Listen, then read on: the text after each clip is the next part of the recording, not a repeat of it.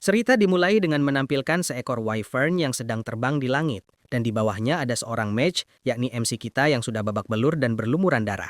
Seorang great mage dari keluarga Dekulan yang sudah pensiun sebagai troubleshooter. Ketika hari sudah gelap karena mendung, MC kita sedang menghadapi salah seorang di sana. Dia sedang menangkap orang itu dengan magic yang mengikat lehernya. Ketika orang tersebut sedang memohon ampunan, MC kita menunjukkan sebuah grimoire dan bertanya, bagaimana cara menggunakan grimoire itu. Namun orang tersebut mengatakan dia tidak mengetahui cara menggunakannya. MC kita kemudian menatap grimoire itu dengan serius. Dan karena orang itu mengejar grimoire tersebut sampai ke sini, MC menganggap kalau itu memiliki nilai yang sangat tinggi. Namun orang tersebut kemudian meminta kembali grimoire itu darinya, dan menawarkan akan meminta kepala keluarga untuk mengampuni semua kesalahan si MC. Namun MC tidak tertipu dengan itu, dan tidak mau mengembalikan grimoire-nya. MC yang akan membunuhnya kemudian bertanya, apakah ada kata-kata terakhir yang ingin disampaikan? Tetapi ketika dia akan melakukan itu, MC merasakan ada sebuah bahaya yang sedang mendekatinya. Matanya terbuka lebar karena merasakan kekuatan dari seseorang yang sangat hebat. Ketika MC melihat ke belakangnya, ada seorang dengan aura yang berwarna merah datang mendekatinya. Orang tersebut kemudian terus mendekat dan memperkenalkan dirinya kepada MC. Kau punya insting yang bagus. Senang bertemu denganmu. Aku adalah Paherun von Dekulan, kepala keluarga mage Dekulan dari benua timur. Jika kau berkenan, aku ingin menerima grimoire itu. Kita bisa bicarakan nanti. MC sangat terkejut ketika dia melihat kehadiran Paherun yang ada di depannya itu. Aku telah bekerja sebagai troubleshooter lebih dari 1 dekade. Aku menghabiskan setengah hidupku dengan Dekulan. Tapi ini pertama kalinya aku bertemu kepala keluarga. Keluarga mage terhebat di benua timur, Dekulan. Kepala keluarga dikatakan sebagai mage terkuat dalam sejarah keluarga. Orang seperti apa dia ini? Namun setelah memikirkan semua itu, MC mengatai Paherun kalau dirinya tidak sopan karena ingin mencuri grimoire tersebut, bahkan mengatakan Paherun sebagai orang yang tidak punya malu. MC kemudian menyimpan grimoire itu ke dalam inventorinya juga. Paherun yang mendapatkan ejekan itu malah tertawa saja tanpa bicara apapun. Sementara saat ini, di balik sikap santainya si MC, dia masih lagi gemetaran karena merasakan tekanan kekuatan dari Paherun. Namun Paherun ternyata mencoba tetap tenang. Dia mengatakan meskipun akan mudah membunuh MC. Namun Paherun malah menawarinya untuk kembali ke keluarga Dekulan dan akan memaafkan semua kesalahannya kalau menyerahkan grimoire itu. MC kemudian hanya terdiam saja dan terlihat memikirkannya. Paherun kemudian mencoba membujuknya lagi dengan mengatakan kalau dia memiliki bakat yang mengesankan dan menyesal tidak menyadarinya dari awal. Meskipun MC berasal dari gang belakang yang kotor, Paherun akan mendukungnya untuk bisa membantunya mencapai ketinggian yang luar biasa. Namun, dengan syarat MC mengembalikan grimoire itu kepada Paherun. Setelah mendengar semua pujian dan imbalan yang akan diberikan, MC kemudian memberikan jawabannya. Kedengarannya bagus, tapi ada syaratnya. Akan kupertimbangkan kalau kau mau menyerahkan posisi kepala keluarga. Melihat MC yang tersenyum ketika mengatakan itu, Paherun tidak bisa menahan emosinya dan bahkan berekspresi jelas bahwa dia sedang marah. MC kemudian membunuh orang yang dia sandari dan mengancam Paherun saat itu. Bukannya tadi kau bilang sudah menyaksikan semuanya? Apa kau juga menghitung berapa banyak orang yang mati karena itu? Paherun yang melihat itu benar-benar tidak bisa menerimanya. Paherun mencoba berbicara kalau MC mungkin saja mati jika terus seperti itu. Namun MC sudah menyadari itu dari awal, dan karena tidak ada pilihan lain, MC langsung mengeluarkan kekuatan sihirnya. Dia langsung berlari dan menyerang Paherun saat itu juga. MC mengatakan kalau tidak akan tahu siapa yang lebih tinggi kecuali berdiri berdampingan terlebih dulu. Karena MC tidak berhenti menyerang, Paherun akhirnya setuju untuk menghadapinya. Paherun langsung menggunakan sebuah sihir. Bongkahan batu langsung menyerang MC dan membuatnya terlempar cukup jauh. MC kemudian mencoba menghindari bongkahan batu itu. Dalam pikirnya dia tidak menyangka kalau kepala keluarga akan sekuat ini. Namun ketika dia sedang berlari, MC tiba-tiba menabrak sebuah penghalang yang dibuat Paherun. Paherun kemudian mempersiapkan sebuah serangan lagi sambil mengatakan kalau jarak perbedaan kekuatan mereka sangat jauh.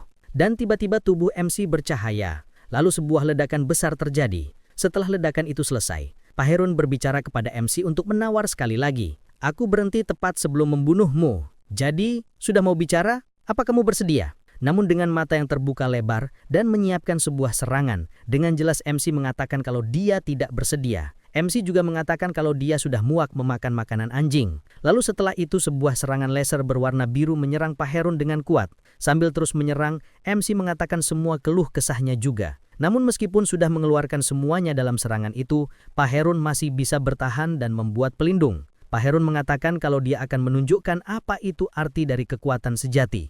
Dari lingkaran sihir yang ada di bawah kaki Pak Herun, tiba-tiba muncul sebuah cahaya yang meluas di sana. Kemudian sebuah petir yang dahsyat tiba-tiba menyambar tempat itu. Ketika itu terjadi, MC malah kembali mengingat ketika dulu dia sedang menatap langit dan melihat seekor wyvern yang terbang bebas. Dalam ingatannya itu, MC menangis darah ketika menatap langit. Kembali ke masa kini, MC kita sudah terkapar dan kalah dalam serangan tadi. Pak Herun kemudian mendekatinya dan bertanya, apakah dia sudah menyadari perbedaan kekuatan mereka berdua? MC mengatakan kalau serangannya itu kuat. Dan Pak Herun segera bertanya lagi, apakah MC siap untuk berdiskusi dan menyelesaikan urusan mereka? MC kemudian bertanya, kenapa? Memangnya kau ingin aku kembali menjadi seorang troubleshooter? Namun Pak Herun malah mengatakan hal yang mengejutkan ketika itu. Apa kau tidak mendengarkanku? Aku tidak membahas soal itu. Maksudku, aku ingin kau menjadi kepala klan Bongshin. MC yang terkejut, kemudian mengingat kembali siapa klan Bongshin itu. Kepala klan Bongshin? Keluarga Dekulan, klan mage terkuat di benua timur, bisa menandingi kekuatan kekaisaran. Dan mereka ingin aku memimpin salah satu keluarga yang sudah tersumpah untuk mengikuti mereka? Setelah memikirkan itu, MC mengeluarkan grimoire-nya dan bertanya, apakah ini adalah tujuan awal Pak Herun? Pak Herun mengatakan kalau dia menginginkan MC dan grimoire-nya. Ketika MC menyerahkan grimoire itu, dengan senang Pak Herun segera mencoba mengambilnya dan mengatakan akan memaafkan segala dosanya. Tetapi saat tangannya sudah akan mencapai grimoire itu, MC malah membakarnya dengan sebuah api ungu. Pak Herun tentu saja marah dan bertanya, apa yang sedang dia lakukan? MC dengan tawanya katakan kalau dia akan menyerahkannya dalam keadaan terbakar. Pak Herun ternyata tidak membiarkan itu dan mengatakan akan memburuhnya. Namun MC tetap tenang dan berbicara panjang lebar mengenai sesuatu. Sekarang dengarkan aku. Dari dulu aku tidak mengincar uang, karena aku seorang troubleshooter. Jadi kenapa aku mengambil item ini? Karena nilainya sangat tinggi. Apa kau pernah dengar soal para troubleshooter yang dimakan oleh pewaris Dekulan? Forbidden Magic. Bajingan itu memakan rekan-rekanku. Dan Dekulan malah menutupi kasus itu. Pak Herun yang mengetahui itu kemudian bertanya, apakah ini bentuk balas dendamnya? Namun MC mengatakan kalau dia tidak melakukan balas dendam itu karena mengetahui kalau nyawa mereka tidak berharga. MC mengatakan kalau dia hanya ingin melakukan apa yang dia inginkan dan tidak ingin kembali ke dalam kandang anjing keluarga Dekulan itu. Setelah mengatakan itu panjang lebar, Pak Herun berhenti dan menjentikkan jarinya. Dia langsung membakar MC menggunakan api biru. Pak Herun mengatakan kalau itu adalah Blue Fire, mantra kebanggaan Dekulan. Api biru itu tidak akan pernah padam. Pak Herun juga mengatakan semoga MC terbakar habis dan menyesal atas pilihannya itu. Namun ternyata MC malah semakin menjadi-jadi dan mengatakan kalau dia tidak pernah menyesalinya. Dalam hatinya MC mengatakan kalau dia lebih baik mati daripada menjadi anjing Dekulan lagi. MC malah tertawa keras ketika api itu semakin berkobar. Namun anehnya, MC malah merasakan kalau dia merasa bebas dan tidak mempunyai rasa penyesalan. MC berandai kalau bisa terlahir kembali, dia akan mengubah hidupnya dan membalaskan dendam tersebut. Namun setelah api itu berkobar sangat dahsyat, tiba-tiba saja api tersebut menghilang. MC juga sangat kebingungan kenapa dirinya masih hidup. MC kemudian melihat sekelilingnya dan terkejut karena semuanya terhenti. MC lalu menyentuh grimoire yang sedang terbakar, dan perlahan grimoire itu terbuka. Sebuah lingkaran sihir terbentuk di dada MC kita, dan lama-kelamaan lingkaran sihir itu tiba-tiba bercahaya, lalu mulai aktif. MC kita hanya bisa melihatnya dengan tatapan yang penuh rasa penasaran. Tetapi setelah beberapa saat berlalu, tiba-tiba saja MC mengalami kejadian yang tidak terduga. Dia telah kembali ke masa lalunya. Saat ini, dia sedang memegangi sebuah wadah dan mengemis di jalanan. MC saat ini benar-benar kebingungan. Namun, ketika dia mencoba untuk melihat di mana dia berada, MC langsung menyadariku. Dia sedang berada di Grey Zone, tempat tinggalnya dulu. Tempat di mana dia mengemis setiap hari sebelum menjadi troubleshooter. MC kemudian segera mengecek kembali keadaan tubuhnya karena masih belum percaya kalau dia kembali ke masa lalu. MC kemudian segera berlari menuju ke pinggiran sungai. Dia kemudian bercermin pada air itu dan melihat dirinya yang lebih muda. Setelah menyadari hal itu, MC mulai menerimanya. Namun dia terganggu dengan lingkaran sihir yang ada di sebelah kiri dadanya. Aku tidak tahu bagaimana, tapi grimoire itu pasti melakukan sesuatu. Apa grimoire mampu melakukan sesuatu seperti ini? Namun fakta bahwa aksi pemalas kepala keluarga Dekulan itu datang sendiri menunjukkan betapa pentingnya grimoire ini. Dan meski sepenting itu, tidak banyak informasi diketahui tentangnya. Namun setelah memikirkan semua itu dan merasakan semua yang ada di lingkungannya, terasa sangat nyata. MC langsung menerima kesempatan ini dan menganggapnya sudah hidup kembali. Dan ketika dia sedang berada di pinggir sungai itu, MC kemudian mengingat kembali tentang mimpinya yang dia impikan sewaktu dulu, alasan untuknya pensiun. Ketika itu, dia mengingat kembali pembicaraan dengan temannya di masa lalu. Waktu itu temannya bertanya kepadanya, "Nomor 1, maksudku, Esther, kita terlahir sebagai gelandangan di Grey Zone. Kita tak memiliki pakaian, kita tidak bagus, makan tidak enak, dan tidak bisa dapat edukasi. Menurutmu, mana dari itu yang paling menyakitkan?" Esther mengatakan kalau dia tidak menyukai makanan yang tidak enak itu. Kamu temannya mengatakan kalau mereka tidak kelaparan. Temannya kemudian bertanya, apalagi yang mungkin menyeret hidup mereka ke selokan kotor itu. Namun Esther mengatakan kalau dia tidak keberatan dengan hidup di selokan selama ini. Dan mendengar jawaban itu, temannya langsung menatapnya dengan tajam.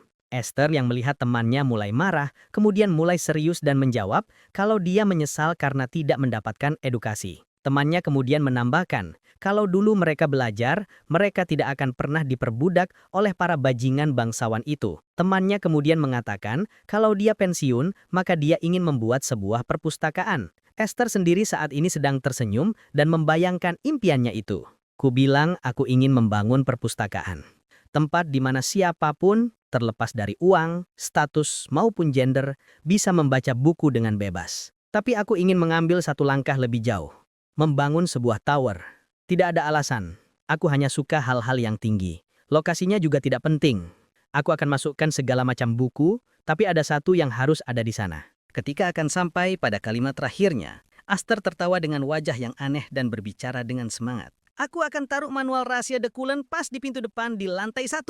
Jadi bahkan gelandangan dari Grey Zone, anak-anak haram bangsawan, atau putra tukang jagal pun bisa bawa salinannya. Di sampulnya akan terukir simbol Dekulan, dan isinya adalah teknik-teknik rahasia yang mereka hargai lebih daripada nyawa.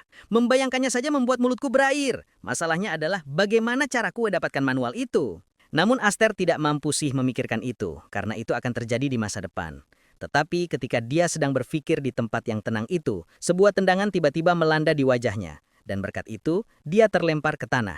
Temannya kemudian langsung memarahinya dan mengatakan kalau dia mencarinya dari tadi. Temannya langsung saja menginjaknya tanpa ampun. Dia mengatakan kau telah mengamankan tempat duduk untuknya, namun Esther malah bersembunyi di sana. Esther mencoba melindungi kepalanya dari serangan itu dan menyangka kalau dirinya sedang disergap. Kemudian Esther segera menangkap kaki anak yang sedang menendangnya itu dan langsung memandangnya dengan tajam. Esther juga mengancam anak yang sedang memukulnya itu. Kau menyerangku 7 kali. Ambil 70 sebagai gantinya. Esther kemudian langsung bangkit dan mencoba untuk menghajar anak yang memukulinya itu. Tetapi ketika dia mencoba memukulnya, Esther terkejut karena melihat pukulannya mengeluarkan cahaya emas. Tepat ketika Esther sedang memperhatikan lengannya, anak yang memukulnya kembali mengajarnya. Anak itu kini semakin keras dalam menghajar Esther karena juga semakin kecewa kepadanya. Esther saat ini hanya bisa terdiam saja dan tidak melawannya. Hingga sampai di sebuah keadaan, tiba-tiba anak yang sedang memukulinya tidak sengaja menginjak batu dan tercebur ke sungai kotor di sebelahnya. Esther segera pergi dari sana ketika anak itu sedang tenggelam. Esther kemudian melihat anak itu dan mengatakan kalau dia mengingat wajahnya. Esther ternyata akan membalas dendam suatu hari nanti. Setelah menyelesaikan hal itu, Esther kini sudah berada di sebuah gang kecil lainnya. Di sana Esther kebingungan melihat tangannya yang terluka setelah memukul anak yang kasar tadi. Dan setelah mengalami luka itu, Esther seketika sadar kalau dia perlu memperbaiki tubuhnya dulu sebelum melakukan sesuatu untuk menggapai impiannya. Tepat ketika dia sedang melamun, seorang anak yang lagi coba saja datang kepadanya dan bertanya apakah dirinya lapar. Esther menatap anak itu dan bertanya apakah dia mengenalinya. Hal tersebut perlu mengatakan kalau tidak mengenalinya. Kemudian Esther memperhatikan anak yang datang kepadanya yang memakai pakaian yang mahal. Esther menebak kalau anak ini adalah seorang anak bangsawan yang jatuh karena perebutan kekuasaan. Esther menyimpulkan kalau anak ini adalah sebuah bom kecil dan cantik yang berjalan. Ketika Esther sedang berpikiran begitu, tersebut tiba-tiba memperkenalkan dirinya begitu saja dan membuat Esther kesal. Aku Damian, ibuku Bianca. Aku tidak punya ibu. Esther kemudian membalas kalau dirinya juga tidak punya ayah. Dan setelah mengatakan itu, dia mengajak untuk berjalan masing-masing dan tidak mengganggunya lagi. Esther sangat ingin menjauhi anak itu karena takut sesuatu akan terjadi di masa depan. Meskipun setelah disuruh pergi, Damian berdiam di sana. Dia mengatakan kalau dia akan pergi bersama Esther. Ketika Esther mencoba mengusirnya dan akan memukulnya, Damian tiba-tiba mengatakan kalau dia akan menyembuhkan tangan Esther yang terluka. Sebuah lingkaran sihir berwarna hijau keluar dari tangan Damian, dan itu ternyata menyembuhkan luka yang diderita oleh Esther. Damian kemudian mengatakan kalau skillnya ini disebut Magic Touch. Namun, Esther terkejut ketika mendengar itu karena Damian salah menanggapinya. Apaan itu? Ini bukan hanya Magic Touch, Light of Healing. Teknik rahasia keluarga Blender yang runtuh karena Dekulan. Insting troubleshooter aku memberitahuku bahwa sesuatu yang kotor dan berbahaya kini melibatkan aku. Tapi kenapa anak Blender ada di gray zone? Di masa ini, Blender harusnya masih kuat. Ketika mengingat kembali tentang siapa keluarga Blender itu, Astar tidak sengaja memanggil nama Damian. Damian segera merespon panggilan itu dengan kedua matanya yang terbuka lebar sehingga menunjukkan ada perbedaan di kedua bola matanya. Astar yang melihat itu sangat terkejut, matanya terbuka lebar. Sialan, sekarang aku ingat, anggota keluarga Blender dengan mata yang tidak biasa. Stang monster dari Blender, Mad Butcher yang tak akan mati meski kau membunuhnya, Damian Finn Blender. Aster kemudian mengingat kembali ketika dulu dia sedang ditugaskan oleh keluarga Declan untuk pergi ke keluarga Blender. Dan dalam perjalanan itu, seorang temannya mengatakan kepada Aster kalau ada monster di kawasan perumahan Blender. Aster saat itu hanya menganggap kalau itu adalah monster biasa pada umumnya, namun dia terkejut ketika melihat kebenarannya. Aster melihat Damian yang saat itu tengah membawa bagian tubuh manusia yang baru saja dia belah. Damian seseorang yang mencincang orang lain, menggunakan Soft's unique healing magic terus-menerus, tertawa saat berkelahi, murni gila. Monster Blender, orang yang tidak akan mati meski dia dibunuh, sang Mad Butcher. Namun kembali ke saat ini, Damian sendiri sedang tertawa di gang kecil di hadapan Aster. Aster kebingungan mengapa satu-satunya keturunan langsung keluarga Blender ada di tempat yang sama sepertinya. Namun ketika itu, Damian tiba-tiba berdiri dan mengajak Aster untuk mencari makanan. Damian mengatakan kalau menurut ibunya, jika ingin hidup sehat, mereka harus makan secara teratur. Aster yang normalnya seorang gelandangan, merasa sedikit tersinggung, namun dia langsung mengerti kalau Damian berasal dari keluarga kaya. Aster lalu bertanya, apakah dia punya uang? Damian lalu dengan cepat segera mengeluarkan satu kantung koin emas yang dia miliki. Aster sebagai seorang gelandangan, dia langsung merangkul bahu Damian dan mengatakan kalau mereka berdua adalah sepasang teman. Aster dengan bangganya mengatakan kalau karena mereka sudah berteman, jadi mereka berdua harus selalu berbagi. Aster dengan wajahnya yang bahagia, segera mengajak Damian untuk mencari makanan. Singkat cerita, setelah mereka berdua selesai makan di sebuah kedai, Aster bersama Damian menginap di kedai tersebut. Aster yang sudah mandi dan makan dengan kenyang, duduk di ranjangnya sambil menikmati kenikmatan yang baru saja dia rasakan. Dia kemudian bertanya kepada Damian apa yang sedang dia lakukan celingak-celinguk di sana sendirian. Damian kemudian hanya menjawab kalau dia tidak menyangka ada rumah di atas tempat makan tadi.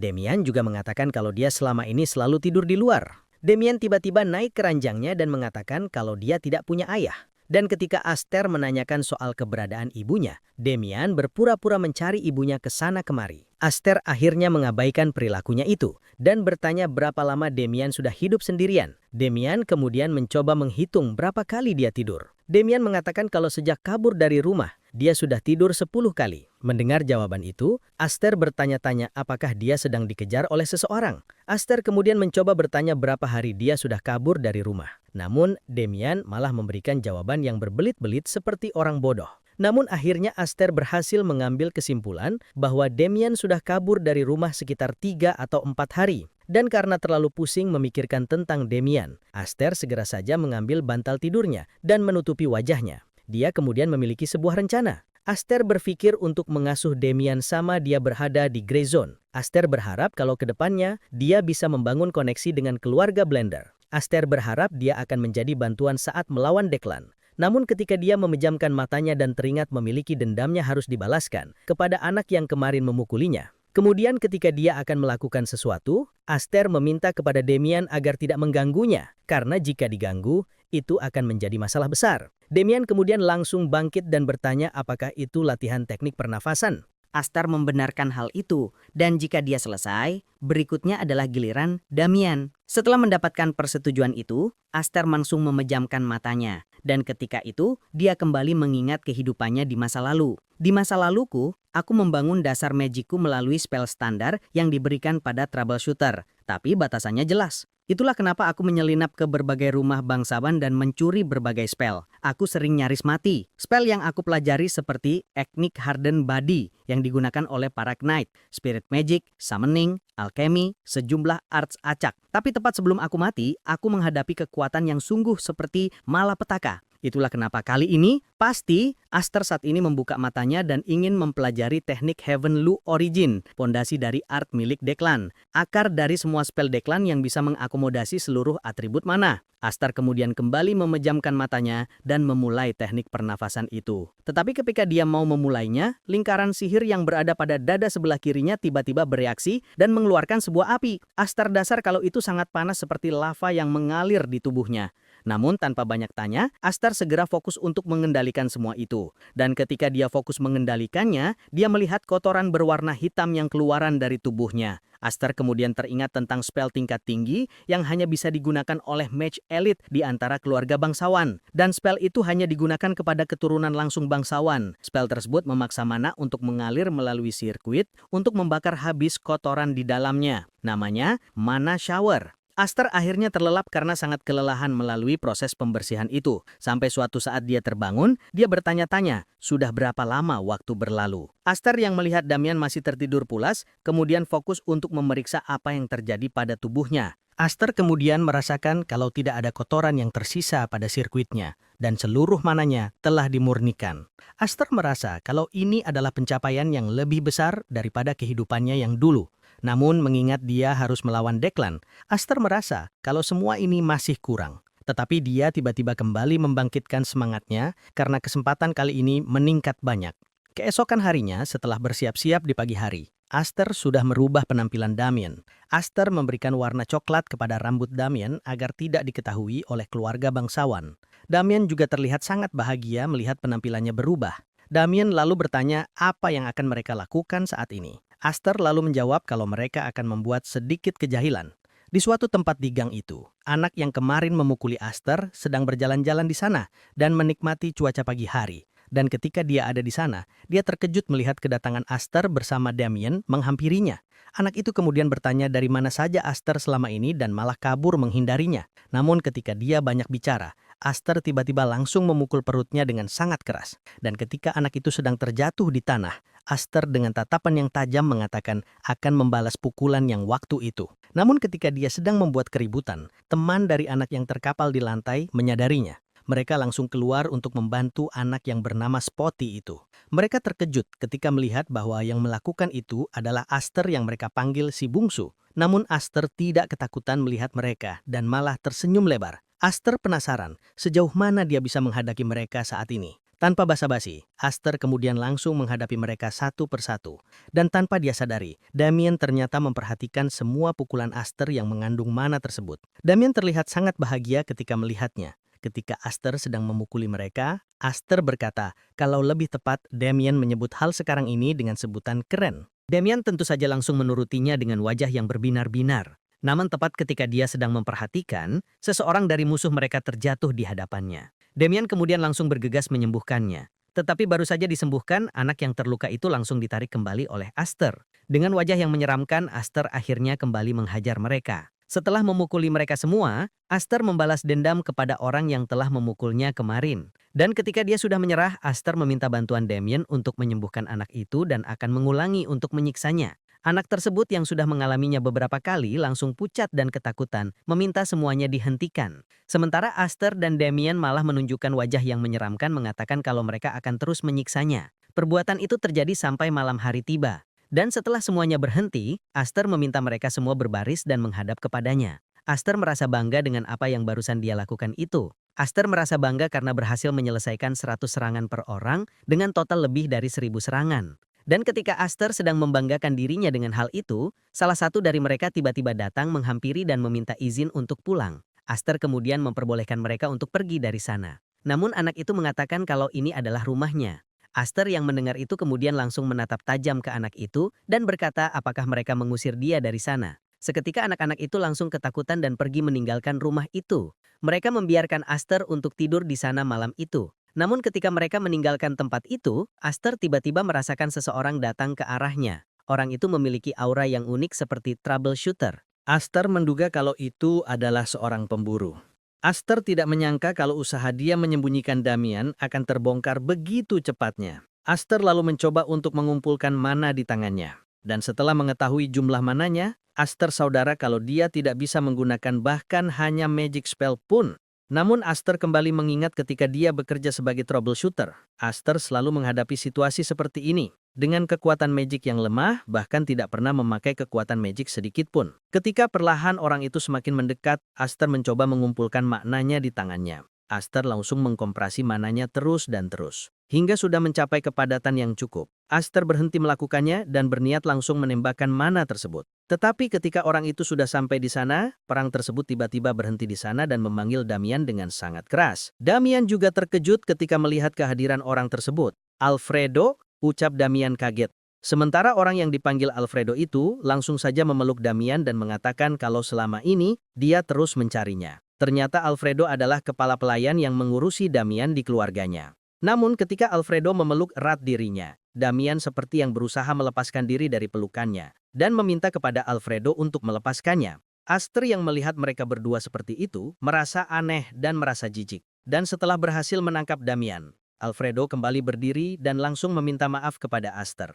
Saya membuat keributan di hadapan tamu. Saya Alfredo, kepala pelayan keluarga Blender. Nampaknya Tuan Muda Damian sangat menyukai Anda. Kalau tidak keberatan, bagaimana kalau Anda ikut dengan kami ke rumah kami? Mendengar tawaran itu, Aster kemudian waspada dan belum menjawabnya. Aster tahu kalau peraturan keluarga bergengsi itu adalah menolak apapun yang kotor dan menghindari apapun yang budiman. Aster tidak bisa menebak peningkatan mereka. Namun karena rencana Aster untuk membangun hubungan dengan keluarga Blender, Aster setuju untuk ikut bersama Alfredo. Aster rencana untuk pergi ke Akademi Zenion yang memiliki perpustakaan terbaik di benua timur. Aster berencana untuk pergi ke sana juga. Setelah mendapatkan persetujuan itu, Alfredo berkata akan segera mengatur keretanya untuk pergi dari sana. Aster kemudian langsung memakai kembali pakaiannya dan dia bertanya-tanya, apakah makanan keluarga Blender akan terasa enak? Singkat cerita, beberapa saat kemudian mereka akhirnya sudah sampai di kediaman keluarga Blender. Aster kemudian langsung turun dari kereta tersebut dan memandangi rumah keluarga Blender. Ketika Aster sedang memandangi rumah itu, Alfredo kemudian meminta salah satu bawahannya untuk mengantar mereka. Hari sudah larut, jadi mohon istirahat dengan nyaman. Lensi, aku mengandalkanmu. Seorang pelayan wanita dengan kacamata yang bernama Lensi segera menerima perintah itu. Ia langsung meminta Damian untuk segera mengikutinya dengan tatapan yang marah. Damian juga terlihat ketakutan ketika melihat ekspresi Lensi. Sementara itu saat ini, Alfredo sedang menuju ruangan ibunya Damian dan melaporkan kejadiannya. Alfredo kemudian mengatakan kalau Damian berada di Grey Zone ke-7 dan baru selesai pulang dari sana. Mendengar tentang lokasi itu, ibunya langsung marah dan tiba-tiba meledakkan kursi yang ada di depan Alfredo. Ibunya Damian dengan marah bertanya tentang keadaan Damian dan apa yang terjadi padanya. Alfredo kemudian menjelaskan semuanya dengan tenang saat itu juga. Alfredo menjelaskannya sampai Damian berhasil dibawa pulang. Dan setelah mendengar penjelasan itu, ibunya Damian berhasil tenang dan mengatakan dia sudah lega.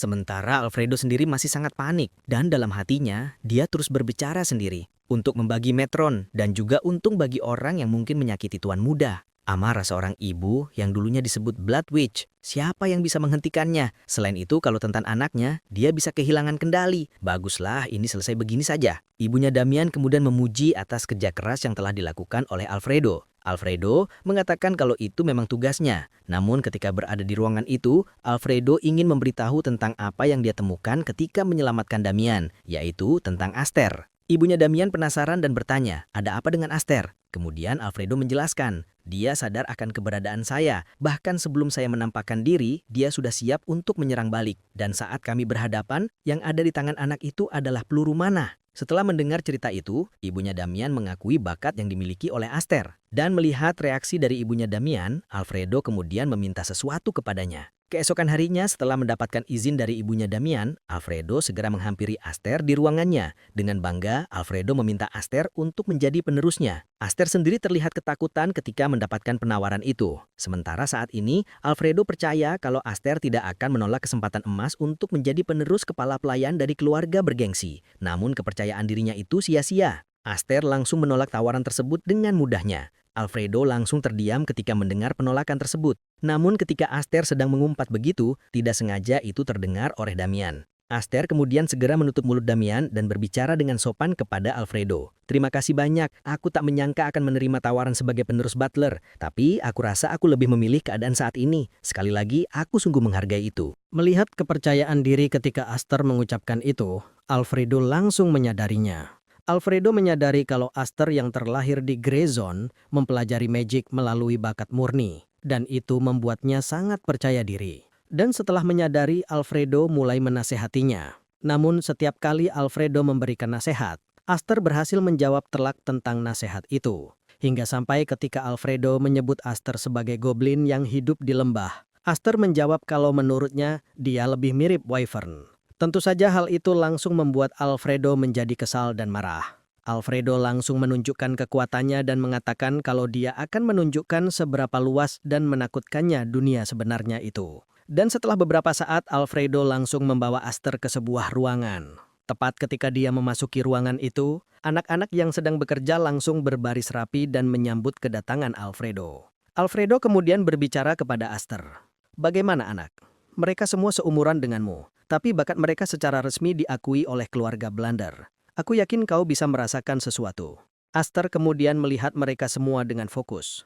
Aster bisa merasakan kalau mereka sangat terlatih, dan aura mereka yang halus memenuhi seluruh ruangan ini. Namun Aster tersenyum, karena melihat tatapan anak-anak itu yang terlihat seperti mata goblin. Aster kemudian menjawab kalau dia merasakan sesuatu. Alfredo yang mendengar itu menjadi bersemangat dan mengatakan kalau dia akan membantu Aster menjadi lebih kuat dari siapapun. Namun Aster tetap saja menolak tawaran itu.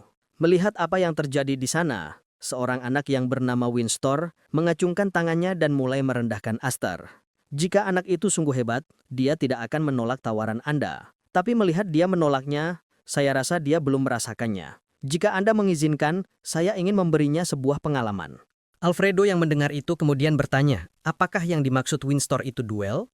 Winstor segera membantahnya. Winstor mengatakan kalau dia hanya ingin memberitahu apa itu magic. Alfredo merasa kalau itu adalah ide yang bagus. Alfredo langsung bertanya kepada Aster, apakah dia setuju untuk berduel. Aster menatap kembali Winstor yang ada di sana. Dia mengerti bagaimana perasaan anak-anak itu yang menganggap dirinya sebagai pengemis rendahan. Aster lalu bertanya, apakah dia bisa memilih lawan duelnya? Alfredo memperbolehkan itu.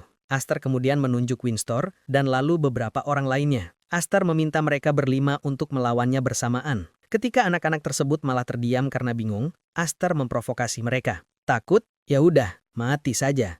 Begitulah provokasinya. Melihat apa yang dilakukan Aster kepada anak-anak itu, Alfredo tersentak kaget. Namun setelahnya, Alfredo malah tertawa keras. Alfredo dalam hatinya menyukai sifat yang ditunjukkan Aster saat itu. Alfredo lalu bertanya kepada Aster atas perlakuannya itu. Anak, apa kau bisa bertanggung jawab atas kata-katamu saat kau menghina keluarga Blender? Namun belum selesai berbicara, Aster segera menjawab akan bertanggung jawab. Dan setelah mendapatkan jawaban itu, Alfredo langsung mengatakan syarat duelnya. Syaratnya adalah bertahan selama 1 menit. Jika Aster berhasil melewatinya, dia akan mendapatkan hadiah. Namun jikalau kau, dia harus bertanggung jawab. Aster mengerti kalau tanggung jawab itu berarti dia harus menjadi pewaris kepala pelayan. Aster kemudian langsung mengatakan kalau dia setuju. Dan setelah percakapan itu, mereka saat ini sudah berada di tengah-tengah arena dan pertandingan itu disaksikan oleh banyak orang.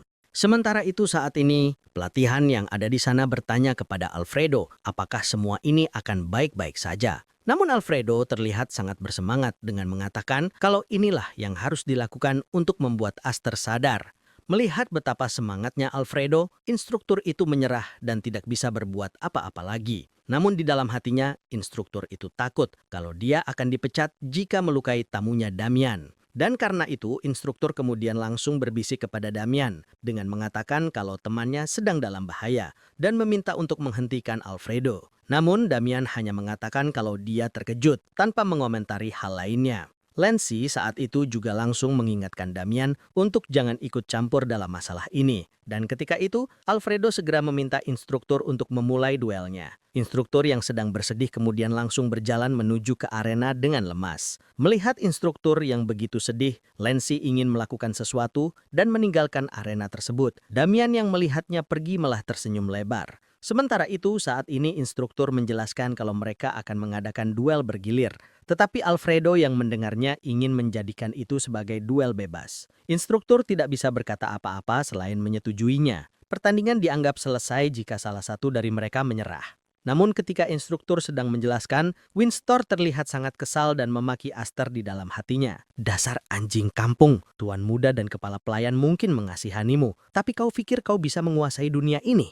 Aku akan menghancurkanmu dan mengungkapkan harga dirimu yang sebenarnya. Instruktur kemudian segera memulai pertandingan itu. Dalam sekejap ketika pertandingan dimulai, Aster sudah memberikan pukulan yang keras pada tubuh Windsor. Windsor kaget ketika melihat kecepatan serangan itu. Dia kemudian melihat sekelilingnya dan teman-temannya sudah terkapar di lantai arena. Aster kemudian berbicara kepadanya sambil menunjukkan beberapa proyektil di tangan kanannya. Sepertinya lebih baik aku yang memberikan pengalaman kepadamu. Pertama, jangan remehkan anak kecil. Kedua, jangan menilai orang dengan mudah.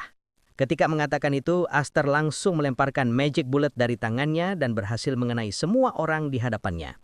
Dan ketika dia mengatakan aturan ketiga, Aster sudah berada di depan Windsor dengan pukulan yang siap menghantam wajah Windsor. Dengan pukulan itu, Aster berhasil menjatuhkan Windsor dengan keras. Aster kemudian mengatakan kepada mereka kalau dia akan menanamkan semua pengalamannya kepada mereka. Windsor yang sudah kalah kemudian berkata kalau yang digunakan oleh Aster bukanlah magic. Aster yang menarik itu kemudian segera menghampiri dan menendangnya dengan keras. Aster mengatakan kalau dia menggunakan physical magic. Semua orang yang melihat kejadian di tengah-tengah arena sangat terkejut karena saat ini Aster masih terus menghadiri mereka semua. Namun berbeda dengan semua orang, Alfredo semakin terkejut dengan apa yang telah dilakukan oleh Alfredo.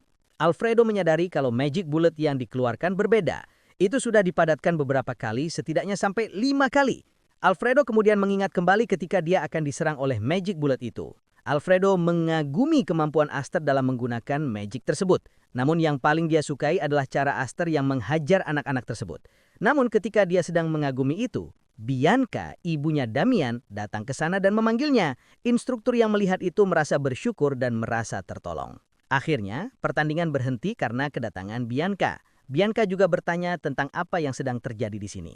Alfredo hanya mengatakan kalau dia sedang melakukan tes sederhana. Namun karena melihat anaknya terlibat dalam tes yang kacau tersebut, Bianca meminta menghentikan tes ini dan menyuruh untuk mengumpulkan semua trainee itu. Bianca juga meminta Damian dan Aster untuk kembali ke kamar mereka. Sementara instruktur sendiri dipecat saat itu juga. Malam harinya di ruangannya, Bianca memarahi Alfredo dan mengatakan kalau ini sudah keterlaluan. Namun tetap saja Bianca mau meminta penjelasan tentang Aster yang melawan semua trainee itu. Alfredo menjawab dengan tatapan yang percaya diri dan tanpa sadar mengatakan kalau Aster sangat pandai menghajar orang. Seketika setelah mengatakan itu, Alfredo langsung meminta maaf dan menjelaskan dengan serius. Alfredo mengatakan kalau kali ini Aster menggunakan magic bullet yang sama seperti sebelumnya. Namun magic bullet itu sudah dipadatkan sampai 5 kali dan meningkatkan kekuatannya. Bianca yang mendengar itu langsung sadar kalau Aster memiliki mana kontrol yang sempurna. Bianca juga kagum dengan kemampuannya yang bisa mengalahkan 5 trainee sendirian. Pasalnya mengendalikan mana murni itu sangat sulit. Bianca kemudian bertanya tentang tawuran sebagai pewaris Alfredo. Alfredo memberitahunya kalau Aster dengan tegas menolaknya. Bianca kemudian merasa harus bertemu dengannya secara langsung dan menilainya. Dia langsung meminta Alfredo untuk memanggilnya kemari. Selama berapa lama, Aster akhirnya datang ke ruangan itu dan Bianca langsung menyambutnya. Di sana juga ada Damian yang sedang memakan camilan. Aster tentu saja langsung menanyakan keperluannya. Namun ketika dia menanyakan itu, Bianca langsung saja memberikan sesuatu dan mengatakan kalau itu adalah hadiah dari Alfredo. Aster tidak menyangka kalau Bianca sendiri yang akan memberikan hadiahnya itu. Setelah diizinkan untuk membuka hadiah itu, dengan perlahan Aster membukanya. Sebuah cahaya emas terpancar dari kotak tersebut yang membuat Aster terkejut dan sebuah pil emas tersimpan di dalam kotak itu. Bianca kemudian mengatakan kalau itu adalah item tingkat tinggi. Hanya top 5 divisi mage yang bisa mendapatkannya. Aster yang mendengar itu dan menyadari item tingkat tinggi itu, merasa kalau ada niatan di balik semua itu. Bianca yang menyadari kekhawatiran Aster langsung saja berbicara kepadanya. Terima itu tanpa mengkhawatirkan apapun. Kamu membantu Damian di Grey Zone. Itu juga termasuk sebagai permohonan maaf atas kejadian ini. Aster kemudian bertanya, apakah dia harus bergabung dengan keluarga Blender setelah mengkonsumsi itu? Bianca mengatakan itu tidak perlu. Namun Aster terus saja bertanya hal lainnya yang membuat Bianca kesal. Dan setelah mendengar kalau tidak ada syarat apapun, Aster berterima kasih dan menerima pil emas itu. Mata Aster sangat bercahaya ketika mendapatkan benda itu secara gratis. Namun ketika Aster sedang senang dengan itu, Bianca tiba-tiba menawarkan sesuatu kepada Aster. Aster, aku akan mendaftarkanmu ke akademi. Apa kamu mau pergi ke akademi bersama Damian? Aster bertanya tentang akademi yang dimaksud. Bianca lalu menjelaskan kalau Damian seharusnya mendaftar tahun lalu. Namun Damian menolaknya dengan keras. Dan karena Damian menyukai Aster, Bianca berharap Aster bisa membantunya. Aster terdiam dan berpikir sebentar. Dia mengerti apa yang ditakutkan Bianca mengenai Damian yang keras kepala. Aster juga merasa kalau masuk akademi akan membantunya di masa depan. Aster kemudian menjawab kalau dia akan memikirkan tawaran itu. Setelah mendapatkan jawaban itu, Bianca menerimanya. Lalu Bianca bertanya lagi, apa alasan Aster menolak tawaran Alfredo untuk menjadi pewarisnya? Aster yang menyadari ada Alfredo di balik pintu itu, kemudian menjawab dengan singkat, kaki saya sangat berharga loh. Bianca yang mendengar itu kebingungan dengan maksudnya, termasuk juga Alfredo yang berada di balik pintu itu. Setelah kejadian itu, Aster berdiam di kamarnya, dan saat ini dia sedang menyerap eliksir yang kemarin dia dapatkan. Sebuah lingkaran sihir tercipta di hadapannya ketika penyerapan sedang berlangsung di pagi buta itu. Ketika sedang menyerapnya, meskipun baru 10% dari eliksir tersebut, Esther merasakan peningkatan mana yang sangat banyak. Esther mengira ini adalah efek dari produk kelas atas, dan itu juga dibantu oleh tubuhnya yang telah berubah menjadi fisik Flameborn. Esther melihat tangannya yang sedang mencoba energi itu, dan merasa tidak ada efek samping yang dia dapatkan. Esther kemudian tiba-tiba teringat tentang tawaran belajar ke akademi dari Bianca. Esther memutuskan untuk ikut karena merasa akan lebih mudah untuk mendapatkan sponsor nantinya dan mendapatkan banyak keuntungan. Namun tetap saja, Esther masih ragu dan takut kalau ini semua adalah sebuah jebakan untuk menangkapnya. Setelah memikirkan semua itu, Esther kemudian menyudahi latihannya dan keluar dari kamarnya. Namun ketika dia akan pergi dari sana, tiba-tiba ada seorang yang memanggilnya. Dia bertanya apakah dia Esther. Esther berbalik dan melihat anak itu.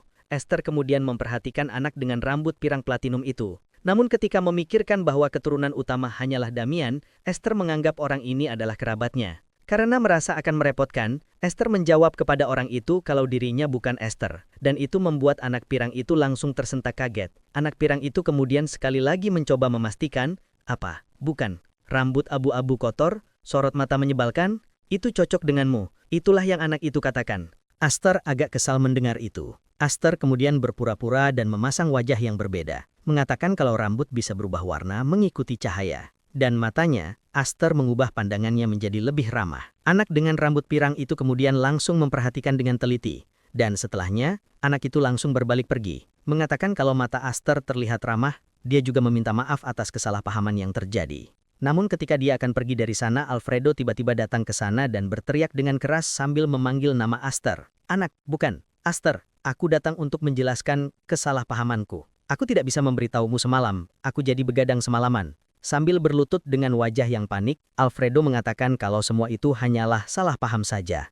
Tetapi ketika Alfredo sedang mengatakan semua itu, Esther yang tadinya sudah berhasil dengan rencananya, menjadi canggung. Dia kemudian mencoba melihat ke arah anak berambut pirang tadi yang akan pergi. Dan benar saja, anak itu terlihat sangat kaget, juga sangat kesal. Esther juga kemudian langsung mengubah ekspresinya lagi menjadi normal dan membuat anak itu memarahinya dengan keras. Sorot matamu itu, aku benar. Mata yang seperti goblin mati itu tak lazim. Lihat ini, kau berbohong dan bersikap sok hebat. Aku akan... Anak itu mencoba untuk mendekati Esther dan melakukan sesuatu. Namun dia langsung berhenti ketika melihat Alfredo yang ada di sana. Dan sudah memasang wajah yang sangat serius. Anak itu kemudian langsung berhenti dan berbalik. Mengatakan Esther untuk mendatangi Mage Hall nanti. Dan dia akan memperbaiki sikap Esther yang buruk itu. Setelah anak itu pergi, Alfredo bertanya kepada Esther apakah ada masalah yang sedang terjadi. Esther mengatakan kalau tidak sedang terjadi apa-apa.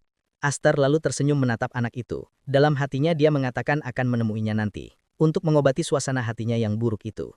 Setelah memutuskan itu, Esther bertanya kepada Alfredo apakah dia bisa bertemu dengan Nyonya sekarang juga. Dan setelah meminta itu, Alfredo langsung membawanya ke ruangan Bianca untuk bertemu. Sesampainya di sana, Bianca yang sedang bekerja bertanya apakah Esther sudah membuat keputusannya karena meminta pertemuan sepagi itu. Esther menjawab dengan tegas bahwa dia sudah memutuskan akan memasuki akademi bersama Damian, anaknya. Bianca terlihat sangat terkejut ketika mendengar jawaban itu. Namun Bianca kembali melanjutkan pekerjaannya, mengatakan itu adalah keputusan yang bagus dan mereka harus bersiap secepat mungkin untuk berangkat. Bianca kemudian mempersilahkan Ares untuk kembali dari sana dan beraktivitas seperti biasa lagi. Esther berterima kasih kepada Bianca dan langsung pergi dari sana saat itu juga. Alfredo kemudian segera masuk ke sana setelah melihat Esther pergi dari sana. Dan dia bertanya, apa keputusan yang dibuat Esther? Bianca kemudian menjawab kalau Esther sudah menerimanya. Dan ketika mendengar itu, Alfredo menjadi sangat bersemangat. Dia berteriak dengan keras memuji Esther kalau dia adalah anak yang berbakat seperti dugaannya. Bianca yang sudah mengetahui sifat Alfredo hanya diam saja memandanginya dengan tatapan aneh. Dengan sangat bersemangat, Alfredo mengatakan pendapatnya. Semester pertama aman saja, kita akan membiayainya. Tapi bagaimana semester selanjutnya? Bagi bocah gelandangan dari Grey Zone, biayanya sulit didapatkan. Dia akan gelisah. Kenapa? Karena dia mau belajar lebih banyak. Dan lalu, tangan yang membantu akan muncul. Sponsorship dari Alfredo. Alfredo mengatakan semua itu dengan sangat lantang. Dan mendengar itu, Bianca mengingatkan Alfredo untuk memelhankan suaranya. Alfredo segera meminta maaf, mengatakan dia terbawa suasana, dan pamit undur dari sana karena akan ke dapur untuk menyiapkan sarapan. Bianca tidak berbicara apa-apa lagi, dan membiarkan Alfredo pergi dengan sendirinya.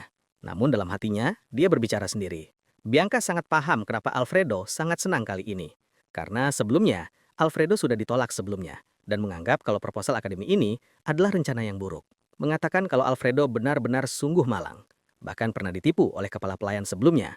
Sementara itu saat ini, Aster sedang berjalan untuk berkunjung ke Match Hall yang dikatakan anak sebelumnya. Saat ini dia sudah sampai di sana dan memandangi bangunan Match Hall itu dari sana. Lalu dia segera memasuki Match Hall itu, berniat untuk menemui anak kepara tadi. Tapi ketika dia baru saja memasukinya, ada seseorang yang datang. Bertanya, ada urusan apa Aster datang ke sana? Aster sedikit terdiam, karena dia tidak tahu nama dari anak yang dia temui tadi pagi itu. Aster kemudian hanya menjelaskan ciri-ciri dari anak tersebut kepada orang yang menemuinya, dan mengatakan datang ke sana ingin menemui anak itu. Dan setelah mendengar cerita itu, orang tersebut langsung mengenali Aster, mengatakan kalau dia sudah menunggunya, dan lalu meminta Aster untuk mengikutinya. Aster akhirnya ikut bersamanya, dan setelah beberapa saat, akhirnya mereka sampai di depan pintu. Orang itu kemudian mempersilahkan Aster untuk segera masuk saja ke ruangan itu, dan meminta Aster untuk memperhatikan kepalanya setelah membuka pintu itu. Aster hanya menganggap itu adalah sebuah peringatan biasa. Namun ketika dia membuka pintu itu, puluhan kertas melayang di antara kepalanya. Dan juga banyak debu yang berterbanan, membuat Aster sampai batuk karena menghisap debu itu tanpa sengaja. Dan ketika dia sedang batuk, seseorang datang menghampirinya dan langsung menyapanya. Apa kau Aster? Senang bertemu denganmu. Namaku Wenji von Blender. Apa kau datang untuk bertemu dengan adikku? Aster yang mendengar itu terkejut ketika mengetahui kalau anak yang membuatnya kesal itu adalah adik orang ini. Aster kemudian mengingat kembali ketika dulu dia sedang menjadi seorang troubleshooter. Saat itu dia bertugas untuk mengamati Akademi Magic dan melihat para mage yang sedang mempelajari sihir dan karakteristik dari mereka yang kompak disebut pen holder. Pertama, rambut acak-acakan karena ditarik terus-terusan rambutnya tidak tumbuh lagi.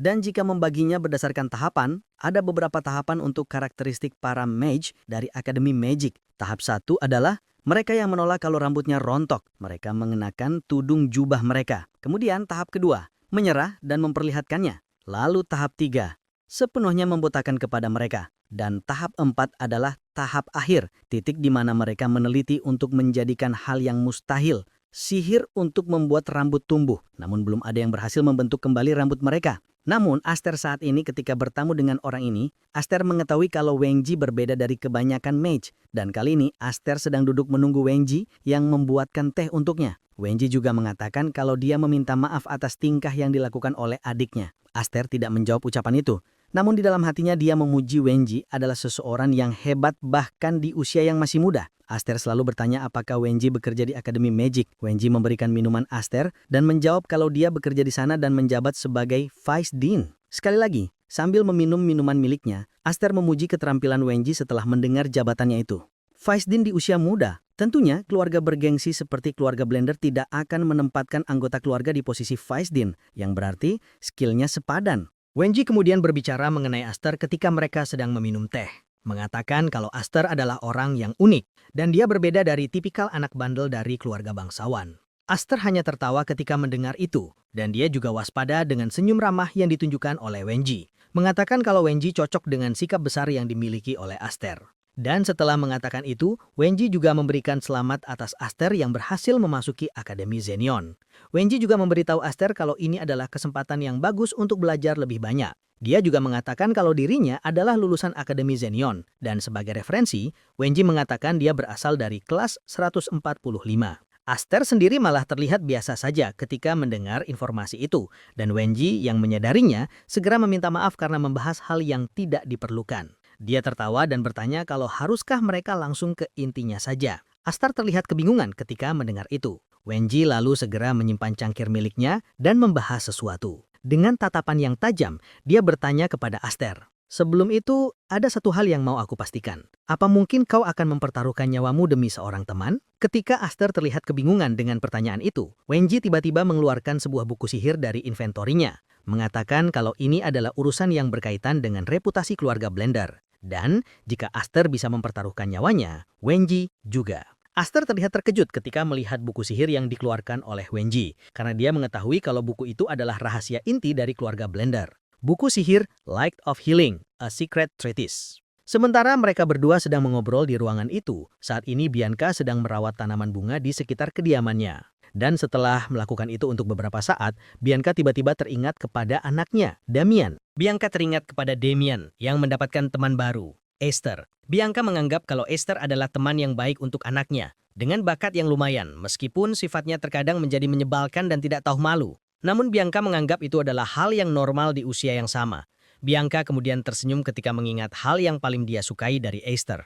Hal yang dia paling sukai adalah meskipun Esther sudah mempelajari latar belakang Damien, sifat Esther tidak berubah dan tetap sama seperti sebelumnya. Menganggap kalau Esther adalah anak yang pantas untuk dimiliki. Namun Bianca juga sadar kalau Esther adalah anak yang bebas, seperti burung liar yang tidak akan nyaman berdiam di suatu tempat. Dan karena memikirkan hal itu, Bianca menjadi terlihat serius. Dia memikirkan bagaimana caranya untuk menjaga Esther tetap dekat dengan Damien dan tidak boleh melewatkan bakat yang sangat hebat itu. Kembali ke tempat di mana Esther sedang bertemu dengan Wenji. Esther yang melihat buku rahasia keluarga Blender tersebut bertanya-tanya apakah ini adalah sebuah jebakan. Dia kemudian melihat Wenji untuk memastikan. Namun ketika melihatnya, Wenji terlihat sangat tenang dengan tatapan mata yang transparan dan terang. Dan karena hal itu Esther tidak bisa membaca rencana Wenji. Karena biasanya mau itu niat baik atau buruk akan ada perasaan yang muncul ada diri Esther. Tetapi kali ini Esther tidak merasakannya. Dan akhirnya menganggap Wenji seperti asasin yang sempurna. Wenji benar-benar sedang memasang topeng kali ini. Dan ketika dia sedang memikirkan itu, Wenji kembali berbicara mengatakan kalau ini adalah bukan persoalan yang ringan. Meminta Esther untuk jangan gegabah hanya karena melihat hadiah di hadapannya. Esther tersenyum dan mengatakan akan menjawabnya. Esther kemudian memberitahunya dengan nada bicara yang santai. Aku membencinya, ya. Jika ada yang mau kau tanyakan, silahkan katakan. Jika bisa, akan kulakukan. Dan jika tidak, aku tak perlu melakukannya. Itulah apa yang dikatakan oleh Esther. Namun Wenji tiba-tiba memasang ekspresi marah dan memperingatkan Esther dengan serius. Hanya mendengarnya saja, mungkin bisa membahayakan nyawamu. Jika kau mendengarnya dan tetap menolak, mungkin aku akan membunuhmu, Tuan Muda Esther. Esther kemudian malah menantangnya, mengatakan, siapkan saja bunuh aku. Karena kita hanya hidup sekali kan? Dan karena melihat Aster yang mana menantangnya, Wenji kemudian mengeluarkan kekuatannya. Akibatnya, di ruangan itu terasa gelombang energi yang membuat kertas-kertas terbang. Dan semakin lama, Wenji makin menambahkan kekuatannya. Dia bahkan menatap Aster dengan tatapan yang tajam. Tetapi ketika dia melakukan itu, Wenji melihat Aster hanya diam saja dan duduk dengan tenang memperhatikannya. Wenji kemudian tersenyum dan menghentikan kelakuannya itu. Wenji juga langsung menjelaskan semuanya, mengatakan kalau dia hanya mengetes Aster, dan Aster lolos tes itu. Wenji lalu mengatakan bahwa dia sedang membutuhkan orang yang bisa dia percaya, dan bukan berasal dari keluarga Blendernya. Aster yang melihat itu hanya diam saja, padahal di dalam hatinya dia merasa sangat kesal dan ingin memukul Wenji dengan sekuat tenaganya. Wenji juga kemudian menjelaskan kembali kepada Aster. Sejujurnya aku tak berharap banyak, ya semua anak nakal dari Grey Zone sama saja. Tuan muda masih kecil, mungkin belum bisa menilai orang. Tapi kepala keluarga dengan reputasi tinggi menempatkan anak nakal dari Grey Zone di sisinya. Aku penasaran apakah ada hal lain di balik itu. Tapi kebetulan saja, Aster kemudian bertanya apakah semua ini adalah rencananya. Adiknya bertengkar dengan Aster. Wenji memang mengakui hal itu. Kebetulan saja ada alasan sempurna yang muncul. Sang adik dan tamunya bertengkar, jadi si kakak memanggil pihak yang terlibat untuk berbicara. Aster kemudian terlihat serius ketika mendengar itu dan bertanya, ada apa seorang Faisdin menggunakan adiknya untuk rencana seperti itu? Dan melihat Aster yang sangat serius, Wenji kembali berbicara menjelaskan, mengatakan kalau dia sedang berada di situasi yang sulit, jadi tidak menemuinya langsung. Mengatakan kalau Wenji sedang berada di bawah pengawasan keluarga The Kulan. Aster lalu bertanya alasan kenapa dia diawasi. Wenji langsung saja memberitahu Aster kalau dia sebenarnya sedang meneliti teknik Heavenly Origin dari keluarga The Kulan. Namun tampaknya dia ketahuan. Aster yang mendengar itu sangat terkejut. Itu terlihat pada ekspresi di wajahnya. Dan ketika Wenji masih berbicara menjelaskan, Aster menghentikannya. Bertanya kenapa orang yang seharusnya mati sejak lama masih hidup. Karena jika Weng Chi meneliti dari sudut pandang keluarga Bander, Weng Ji seharusnya mencari cara untuk menghancurkan Heavenly Origin itu. Weng Ji kemudian mengatakan kalau keluarga Dekulan itu berbeda, dan pada awalnya dia memang meneliti cara untuk menghancurkan teknik itu. Namun setelah mengatakan itu, Weng Ji terlihat berubah. Dia mengatakan sesuatu dengan sangat bersemangat kali ini. Mengatakan kalau teknik Heavenly Origin yang merupakan akar dari semua secret art keluarga Dekulan, metode ekstra untuk meningkatkan secret art yang sudah sempurna, Weng Ji tidak bisa berhenti untuk menelitinya. Dan ketika melihat ekspresi wajah Weng Ji ketika mengatakan semua itu, Aster sangat kaget, mengatakan kalau Weng Ji bukan orang yang waras, dia benar-benar gila. Ketika Weng Ji terus berbicara tentang semua itu, Aster hanya diam saja memikirkan semuanya. Dan ketika itu, dia teringat tentang sesuatu.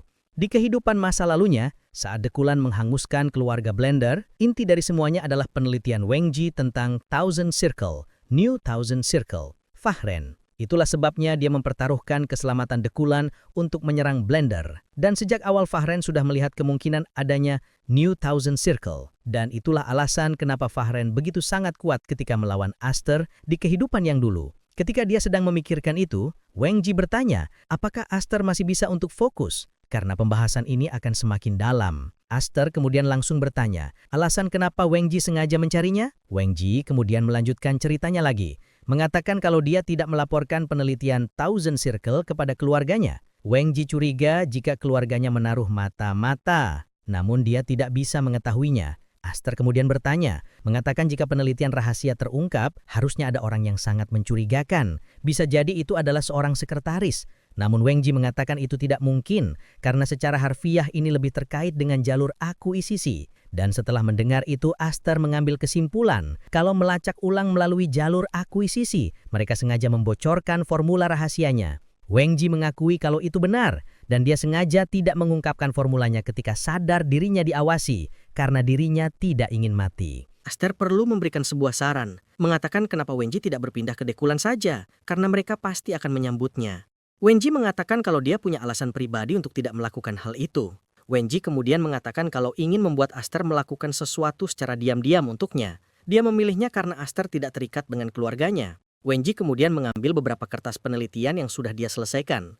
Memberitahunya kalau saat ini penelitiannya tidak membuat kemajuan apapun. Mengatakan kalau akan memberi hadiah yang layak kepada Aster. Kalau dia bisa mengirimkan tesis ini kepada Profesor Parun di Akademi Zeniun, Weng Ji akan memberikan hadiah Healing Spell Light. Aster yang mendengar itu kemudian tersenyum, merasa kalau ini adalah kesempatannya. Aster kemudian mengatakan ingin mengubah kesepakatannya. Mengatakan kalau Aster akan menerima Healing Spell Light sebagai kompensasi resiko misi ini. Lalu New Thousand Circle saat tugas itu selesai. Dan jika melakukan itu, mereka bisa menganggap kalau mereka berdua adalah rekan. Weng Ji yang mendengar itu hanya mengatakan kalau Aster benar-benar tidak tahu diri. Namun Aster tidak terlalu menanggapinya. Dia meminta keputusan yang pasti saja. Iya atau tidak? Jika tidak setuju dengan itu, Aster tidak akan menerimanya. Dan setelah memikirkan hal itu sebentar, Weng Ji langsung memberikan keputusannya. Weng Ji setuju untuk memberikan New Thousand Circle itu ketika dia sudah menyempurnakan tekniknya. Namun Weng Ji mengatakan dia juga punya satu syarat. Ketika apa penelitiannya selesai, Weng Ji akan kembali membutuhkan bantuan dari Aster. Sambil memberikan tesis itu, Weng Ji sekali lagi menegaskannya. Aku ingin kau membantuku saat itu. Jika kita adalah rekan, itu tidak masalah bukan? Aster menerima tesis itu dan memberikan jawaban. Mengatakan kalau itu adalah hal yang mudah. Jika berhubungan dengan penelitian, Aster bersedia untuk membantunya. Namun ketika mereka sedang bertukar tentang tesis itu, Aster tiba-tiba mengatakan kalau dia sebenarnya tidak bisa membaca. Dan karena hal itu, Weng Ji menahan kertas tesis itu dengan kuat karena ragu. Namun seketika Aster mengambil kertas dengan paksa, mengatakan kalau dia hanya sedang bercanda saat itu. Dan setelah mendapatkan tesis itu, Aster bertanya, apakah Profesor Parun adalah orang yang sungguh bisa dipercaya? Weng Ji hanya tertawa ketika mendengar pertanyaan itu. Mengatakan kalau dia bersama Parun adalah kawan lama yang selalu bertanding untuk peringkat 1 dan 2 di akademi. Namun Aster hanya mendengar semua cerita itu tanpa membalasnya. Dia memikirkan orang gila macam apa lagi yang akan dia temui di akademi nanti. Dan setelah pertemuan itu, Aster kembali menuju kamarnya dan segera membuka barang yang dia dapatkan dari Weng Ji. Ketika dia membuka bingkisan yang dia dapatkan, Aster terkejut karena isinya sangat banyak. Namun di antara tumpukan buku itu, Aster menemukan surat di sana. Aster mengambil dan membacanya, dan isi surat tersebut adalah, sayangku Aster, aku telah menyeleksi dan memberimu teks magic yang penting dan harus kau kuasai di masa depan. Aku sudah menulis urutan belajarnya. Jadi tolong curahkan dirimu dan asah kepintaranmu agar sesuai dengan tampilanmu. Temanmu, Wenji von Blander. Aster segera berhenti membaca surat itu dan langsung menyusun semua buku dengan rapi. Aster memuji Wenji yang bisa mengatur alur pelajaran dari dasar hingga tingkatan selanjutnya. Mengatakan kalau Wenji adalah jenius yang gila. Aster kemudian mengeluarkan kertas dan pena, menulis Wenji von Blander sebagai sponsor bukunya. Aster kemudian telah melihat semua judul buku itu, kecuali Healing Light dan New Thousand Circle. Semuanya ada 132 volume. Aster kemudian berencana membahas tentang Healing Light bersama Damian untuk nanti. Aster tersenyum ketika melihat semua 132 volume buku yang diberikan oleh Wenji. Karena itu bukan 132 buku biasa. Semuanya ada kategorinya sendiri, yang bisa membuat siapapun yang ingin belajar magic bisa membuat pondasi mereka sendiri. Dan setelah menyadari itu, Aster menemukan tujuan lain dari cita-citanya. Benar, sebelumnya aku hanya berpikir tentang mengisi tower dengan tumpukan buku, tapi sekarang tidak lagi. Ini akan menjadi identitas tower itu sendiri, tempat yang menawarkan ilmu bagi mereka yang mencarinya. Sementara itu di kediamannya, Wenji sedang berdiri di depan jendelanya, memikirkan tentang Aster yang baru saja dia temui. Wenji merasa sangat beruntung karena mendapatkan Aster sebagai rekan yang menarik. Karena sebelumnya, Wenji hanya akan menggunakan Aster untuk mengirim tesis itu saja. Dia juga melihat Aster yang dengan berani mengatakan untuk membunuhnya saja. Wenji tertawa keras ketika mengingat itu, karena waktu itu dia hanya berencana menguji Aster saja. Namun bukan berarti Wenji tidak punya alasan untuk membunuh Aster. Wenji juga menyadari tatapan mata Aster waktu itu bukan mata biasa. Mata Aster itu menganggap kematian sebagai hal yang tak berarti. Wenji mengatakan kalau Aster berbeda dari babi yang lainnya dan semakin tertarik. Wenji tersenyum lagi karena menemukan rekan yang bisa berdiri sepadan dan melihat arah yang sama dengannya. Wenji menemukan hal baru juga, karena baru kali ini ada seseorang yang menginginkan hasil kerjanya. Namun di akhir, Wenji tetap kepikiran, apakah Aster benar-benar tidak bisa membaca? Keesokan harinya, Aster sedang bersiap untuk berangkat menuju akademi, dan sedang memakai pakaian seragamnya. Dan ketika dia sudah memakai semuanya, seorang pelayan memanggilnya untuk berangkat sekarang. Dan pelayan yang membawa kopernya itu adalah Lancy, si pelayan wanita. Dalam perjalanannya, dia menjelaskan semua yang akan Aster lakukan ketika sampai di akademi nanti. Lancy memberitahu kalau mereka berdua juga dibebaskan dari ujian masuk. Dan ketika Lancy melihat ke arah Aster, dia kaget dan tersenyum, mengatakan kalau pakaian itu sangat cocok dengan Aster, dan dia sekarang terlihat sebagai seorang murid. Aster lalu berterima kasih atas ucapan itu. Aster lalu menatap langit dan bersyukur atas keuntungan yang dia dapatkan kali ini. Setelah dekat dengan kereta, Aster mendengar Damian yang berteriak memintanya untuk segera cepat berangkat. Aster segera mendekati kereta untuk menemui Damian. Dan ketika dia sampai di sana, Dianka yang ada di sana memberikan nasihat kepada mereka berdua. Damian, tolong hati-hati. Dan Aster, karena ini kesempatan emas, aku harap kau mendapatkan apa yang kau inginkan. Aster berterima kasih atas perhatian itu. Namun tetap saja, di dalam hatinya, Aster mengatakan kalau dia akan mendapatkan semua yang dia inginkan. Karena itu adalah rencana awalnya. Setelah Aster menaiki kereta itu, Alfredo langsung mulai berangkat membawa keretanya. Aster sendiri mengatakan kalau dia akan menguasai semua orang di sana, di akademi terbaik di benua timur, Akademi Zenion. Dalam perjalanan itu, Damian terlihat sangat tertarik dengan pemandangan yang dia lewati dalam perjalanan menuju akademi. Sementara Aster saat ini sedang fokus membaca buku yang sudah Wenji siapkan. Dia memuji apa yang sudah dilakukannya. Wenji sungguh match yang luar biasa. Fundamental magic itu sederhana, tapi interpretasinya sangat berbeda. Jika dianalogikan seperti air, bagi beberapa orang, itu adalah air kehidupan. Tapi bagi yang lain, itu adalah rencana banjir. Perbedaan perspektif, meski dengan prinsip yang sama, setiap keluarga bangsawan mengembangkannya dengan cara pandang mereka sendiri. Setelah mempelajari semua teks magic yang ada di Subspace, aku menyadari ini. Kurikulum Wenji mencakup prinsip Heavenly Origin milik Dekulan. Namun ketika dia sedang fokus mengingat semua yang ditemukan, tiba-tiba saja Damian memanggilnya, mengatakan kalau mereka sudah sampai di Akademi Zenion. Dan ketika sudah sampai di sana, Lancy berkata kepada mereka kalau hanya bisa mengantar sampai sini saja. Dia memberitahu kalau menurut ajaran pendiri akademi, Sang Sage, setidaknya selama penerimaan, apapun statusnya, orang itu harus berjalan masuk. Lancy mengatakan mereka berpisah di sana. Dia mendoakan mereka berdua agar mendapatkan pelajaran yang berharga dan menyelesaikan upacara masuk dengan baik. Setelah mendapatkan penjelasan itu, Lancy meninggalkan mereka berdua dan kembali dengan kereta kudanya. Namun baru saja sampai di sana, Tiba-tiba Damien memegangi tangan Aster dengan sangat kuat dan dengan wajah yang penuh semangat. Dia mengatakan kepada Aster kalau mereka harus cepat. Damien bilang, menurut Lancy, jika mereka terlambat untuk upacara masuk, mereka tidak akan ke bagian tempat duduk. Damien langsung menarik Aster untuk ikut bersamanya. Aster saat itu menganggap kalau itu hanyalah omong kosong. Tapi dalam sekejap dia tersadar kalau Lancy mengatakan itu agar Damien tidak membuang-buang waktu dan bergegas memasuki akademi. Aster akhirnya diam saja mengikuti Damien yang saat ini terus menyeratnya dengan sangat kuat. Singkat cerita mereka akhirnya sampai di ruang upacara penerimaan. Terlihat sudah ada beberapa murid yang duduk di tempat yang sediakan. Damien terlihat sangat bersemangat ketika melihat ruangan tersebut dan melihat banyak orang yang sudah duduk di sana. Damien semakin percaya dengan apa yang dikatakan Lancy tentang siapa yang cepat dia yang dapat, sementara Aster merapikan rambutnya dengan tenang. Dia kemudian mengajak Damien untuk mencari nomor kursi yang sudah mereka dapatkan.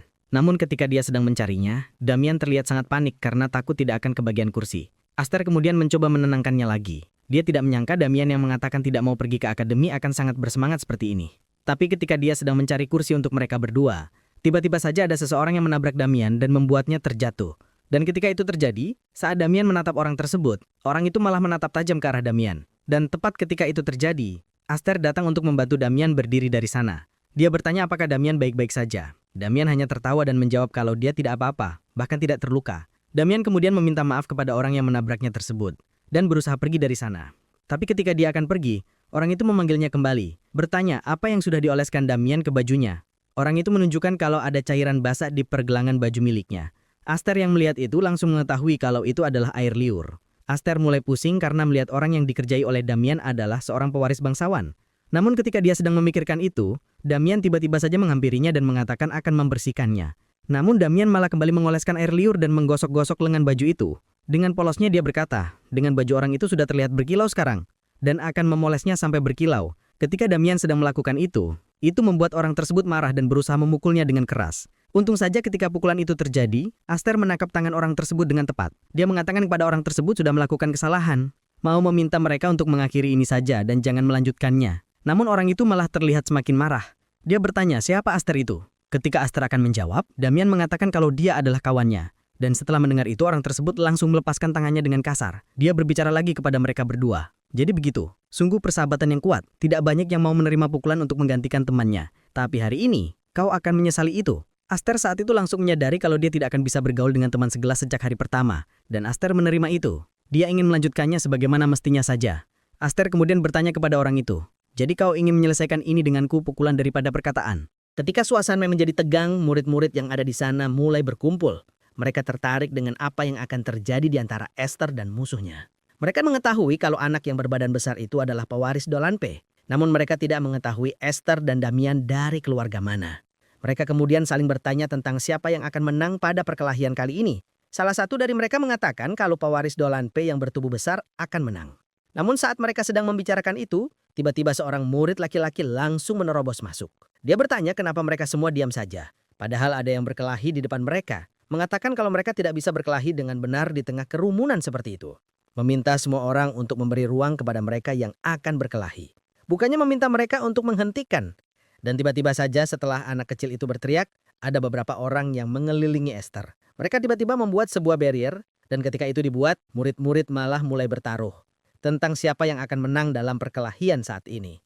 Dan ternyata ketika perkelahian itu akan dimulai, ternyata ada seseorang yang merasa senang karena adanya perkelahian ini. Dia berdiri cukup jauh dari sana dan tersenyum kecil melihat mereka akan berkelahi. Sementara itu di dalam barrier, murid berbadan besar itu memperkenalkan dirinya. Aku Esternal, putra kedua keluarga Dolanpe. Siapa namamu?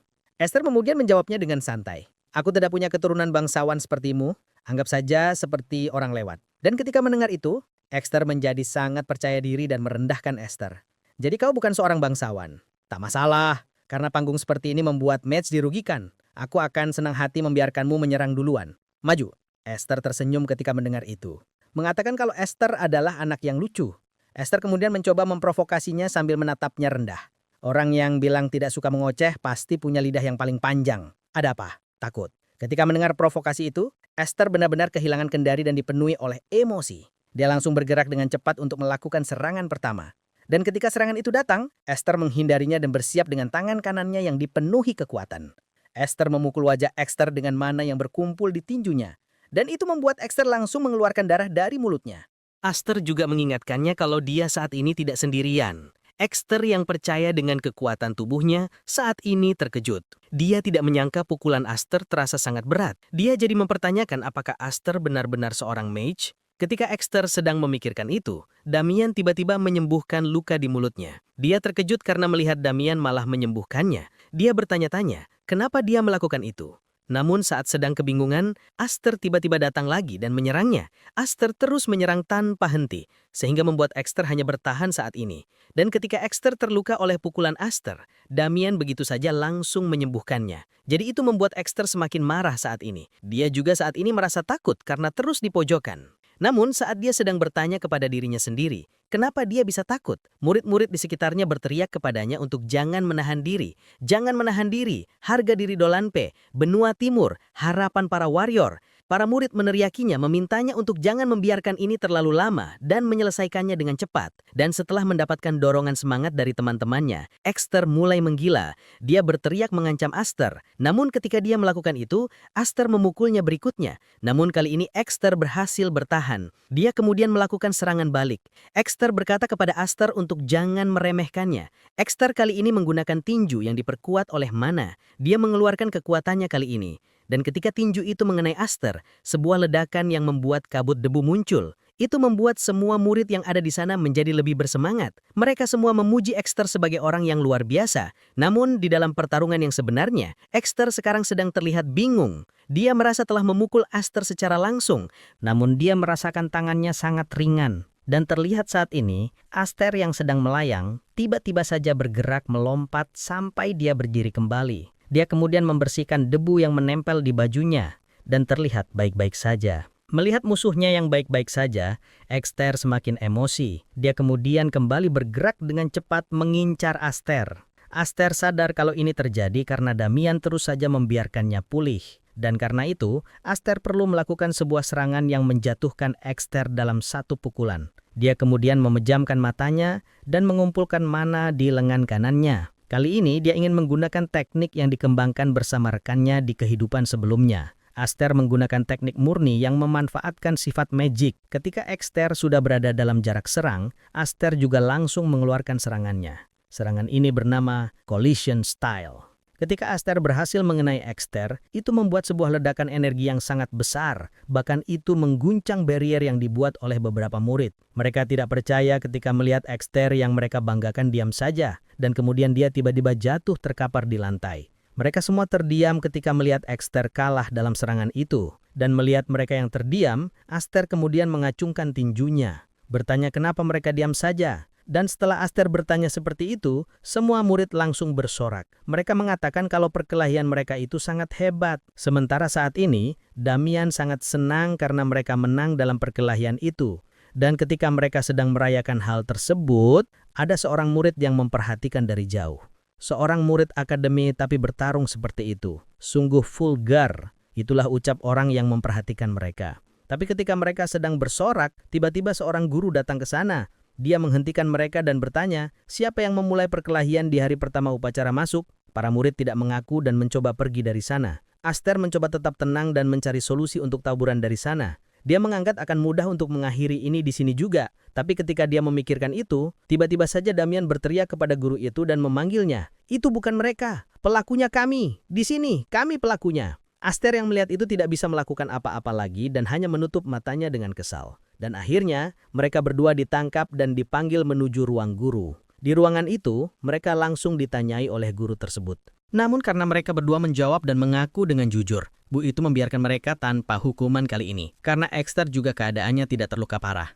Namun tiba-tiba guru itu memasang wajah serius. Dia mengatakan kalau akan mengawasi mereka berdua mulai dari sekarang. Esther sekali lagi hanya bisa menutup mata dan pasrah akan keadaan yang dia terima. Dan akhirnya dia diperbolehkan kembali untuk mengikuti upacara masuk. Esther bersyukur karena upacara masuknya belum dimulai. Namun ketika dia kembali ke ruangan itu, murid-murid yang lain mulai memperhatikannya. Mereka membicarakannya karena bisa mengalahkan seorang martial artist dengan tubuh kecilnya. Bertanya-tanya bagaimana bisa seorang mage bertarung seperti itu. Ketika mereka sedang berjalan, Esther merasa kesal karena Damian terus melambaikan tangan sehingga menarik banyak perhatian. Dan setelah beberapa saat, akhirnya mereka sampai di bangku yang mereka cari. Damian sangat bersemangat ketika mereka menemukan tempat duduknya. Mereka berdua akhirnya duduk di bangku itu, dan upacara penerimaan pun dimulai. Seorang guru kemudian berpidato di hadapan mereka semua, menjelaskan tentang akademi mereka. Dan ternyata dia adalah kepala akademi ini. Esther saat ini merasa kesal karena pidato yang cukup lama dari kepala akademi. Namun saat ini dia terganggu karena melihat Damian yang tertidur dan mengeluarkan air liur dari mulutnya. Dia mencoba membersihkannya. Pada saat dia sedang melakukan itu, tiba-tiba ada seseorang yang mengatakan kepada kepala akademi kalau ada hal penting yang harus diurus saat ini juga. Esther sedikit tertarik dengan apa yang dikatakan oleh orang ini. Dia kemudian melihat ada seseorang yang menghampiri kepala akademi dan berbisik kepadanya.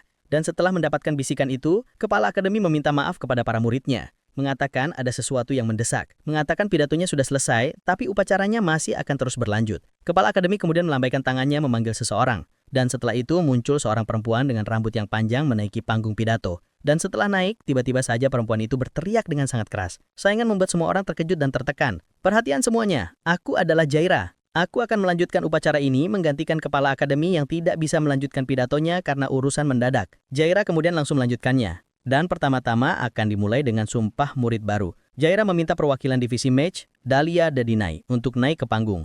Namun ketika mendengar nama tersebut, murid-murid yang lain mempertanyakannya. Kenapa keluarga Dinai mengambil ujian masuk? Bertanya apakah kemampuannya kurang bagus. Namun seseorang menghentikannya mengatakan kalau anak yang dipanggil adalah anak ketiga kepala keluarga. Dahlia sendiri adalah seorang gadis dengan rambut putih dan paras yang cantik. Dia terancam menaik ke panggung. Aster yang melihatnya kemudian mulai memperhatikannya. Dia telah mengetahui kalau keluarga Dinai adalah keluarga mage terbaik setelah keluarga Dekulan. Di antara mereka, Dahlia tumbuh menjadi calon mage perwakilan Dinai yang selalu menduduki peringkat kedua. Kemampuannya cukup bagus, bahkan saat Aster sudah pensiun dari troubleshooter, dia menerima banyak bantuan dari Dahlia. Aster kemudian kembali mengingat kalau mereka dulu tidak terlalu akrab dan selalu bertengkar dengannya. Namun Aster merasa senang karena Dahlia menjadi salah satu murid baru tahun ini dan satu angkatan bersamanya. Jaira kemudian memanggil perwakilan berikutnya. Perwakilan divisi martial art, murid bernama Paul. Paul seorang anak laki-laki dengan luka di wajahnya. Paul tidak memiliki nama keluarga dan bukan berasal dari keluarga bangsawan. Ketika kedua murid ini sudah menaiki panggung, sumpah murid mulai dibacakan dan begitulah sumpah itu telah selesai. Jaira kemudian memperkenalkan profesor yang akan mengajar mereka. Sekarang aku akan memperkenalkan profesor yang akan mengajar kelas 172. Pada profesor silahkan masuk satu persatu. Namun ketika Jaira sedang memperkenalkan para profesor, Aster sadar kalau Dahlia sedang menatapnya. Aster sendiri membalas tatapan itu, namun dia tidak peduli dengan hal tersebut. Dan ketika itu terjadi, Dahlia yang sedang menuruni tangga tiba-tiba terpleset dan jatuh di sana. Ketika perkenalan profesor itu sedang berlangsung, Aster menunggu kedatangan Profesor Parun yang menjadi prioritas misinya. Dan setelah beberapa saat akhirnya profesor itu muncul memperkenalkan diri. Salam, aku Parun. Profesor yang akan bertanggung jawab atas pelajaran prinsip dasar magic. Dan ketika melihatnya, Aster tidak menyangka kalau Profesor Parun tidak memiliki aura yang sama seperti Wenji dan terus memperhatikannya. Dan akhirnya Jaira mengatakan kalau perkenalan profesor telah selesai dan upacara masuk telah berakhir, meminta semua murid untuk mengikuti para petugas asrama yang telah ditentukan. Aster kemudian langsung membangunkan Damian yang terus tertidur sejak tadi. Aster kemudian mencoba menakutinya mengatakan kalau Damian ketahuan tidur dan akan dikeluarkan. Mengajaknya untuk pulang sekarang juga. Dan ketika mendengar itu, Damian langsung menjadi sangat panik dan berteriak dengan keras. Dan ketika sore hari tiba, Aster terlihat berada di lorong menuju kamarnya sendiri. Dia terlihat sangat lelah. Dia juga kesal karena tidak menyangka kalau Damien akan berteriak sangat kencang hanya karena kejahilan kecilnya. Aster akhirnya menemukan kamar untuknya dan langsung masuk ke kamarnya. Dia melihat ada 2 tempat tidur yang tersedia, dan masing-masing ada paket di atas ranjang itu. Aster kemudian membuka paket tersebut. Dia kemudian merapikan barang bawaannya juga. Namun ketika dia sedang membereskan barangnya, teman sekamarnya datang. Dan ternyata itu adalah Paul yang menjadi perwakilan dari divisi martial art. Aster bertanya-tanya kenapa Paul terlihat sangat kesal saat ini. Dan ketika dia memikirkan itu, Paul tiba-tiba menarik nafas dan berbicara kepada Aster. Mari kita tinggal setenang mungkin. Aku tidak peduli apa yang akan kau lakukan.